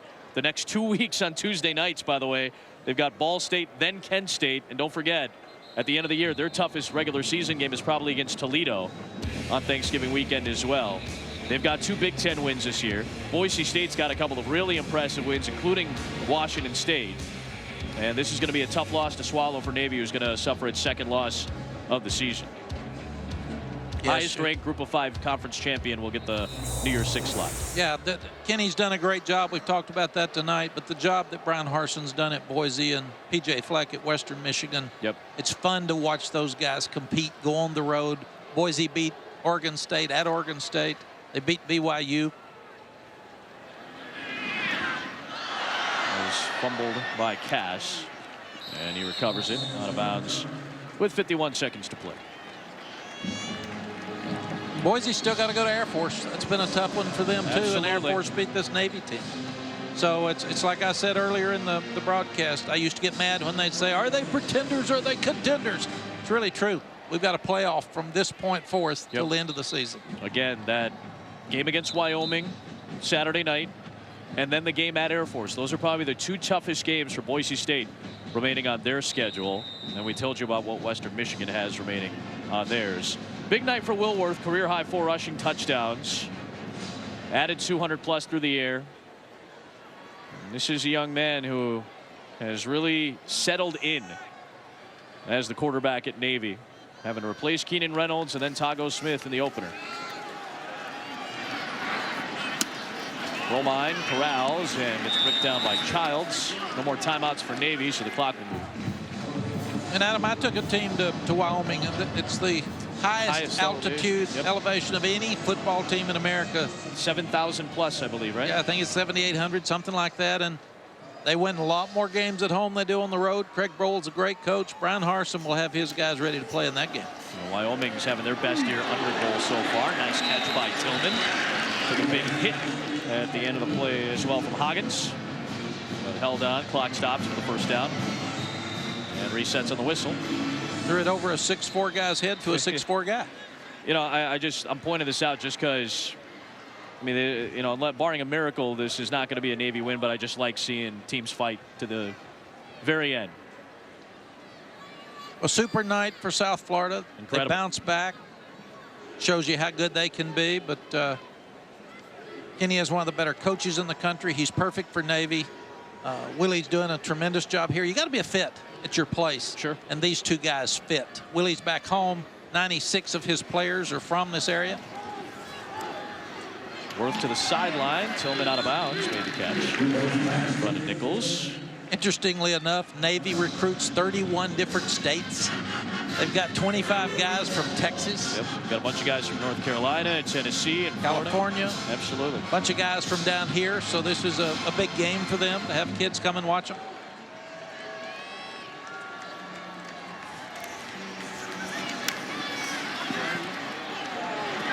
Looking for Cass. Did he hold on? He did. What a catch by Calvin Cass inside the 10. It's 1st and goal with 10 seconds to play. Navy will probably spike it here. We'll line it up and get the snap off and try to spike, so a second or two will come off. And 3 seconds come off, 7 seconds on the clock here. That was a heck of a play to make by Cass. And going up top, holding on, trying to complete the process. Looked like a clean catch. Yeah, it's a catch. Now they've got one throw in the end zone. Yep, and it has to be relatively quick. It could possibly have 2, but probably just 1. Well, hearts are pounding in certain places across the country right now. Worth to the end zone. Was he out of bounds? He was. Brandon Cologne was leaping high for it against Hoggins. He was out of bounds. 1 second left. That's what you do. Usually you need 8 seconds to make sure you can get 2 plays. They had 7. Got it down with 1 second left, so you're going to throw it to a tall guy. Probably back down in the end zone again. Down the bottom corner to Carmona, I would think. Number 88. Yep. Looking, corner of the end zone, and it is caught. Daryl Bonner reaching out to get it. It is a touchdown. It makes it 52-45. And again, hearts are pounding in various places across the country. Touchdown is confirmed. Game is over. Nice catch by Daryl Bonner. That'll do it. Do not have to try the point after here. It'll end as a 7-point game. And South Florida, I don't think Willie Taggart's going to be too happy about the second half performance, but he'll be pleased with the 7th South Florida victory of the year. First loss in conference play this year for Navy, just the 2nd in 13 conference games. For Molly McGrath, Mac Brown, the great women and men of our crew, Adam Amin saying so long from Tampa. Mark Neely, Ray Bentley have Air Force in Fresno State.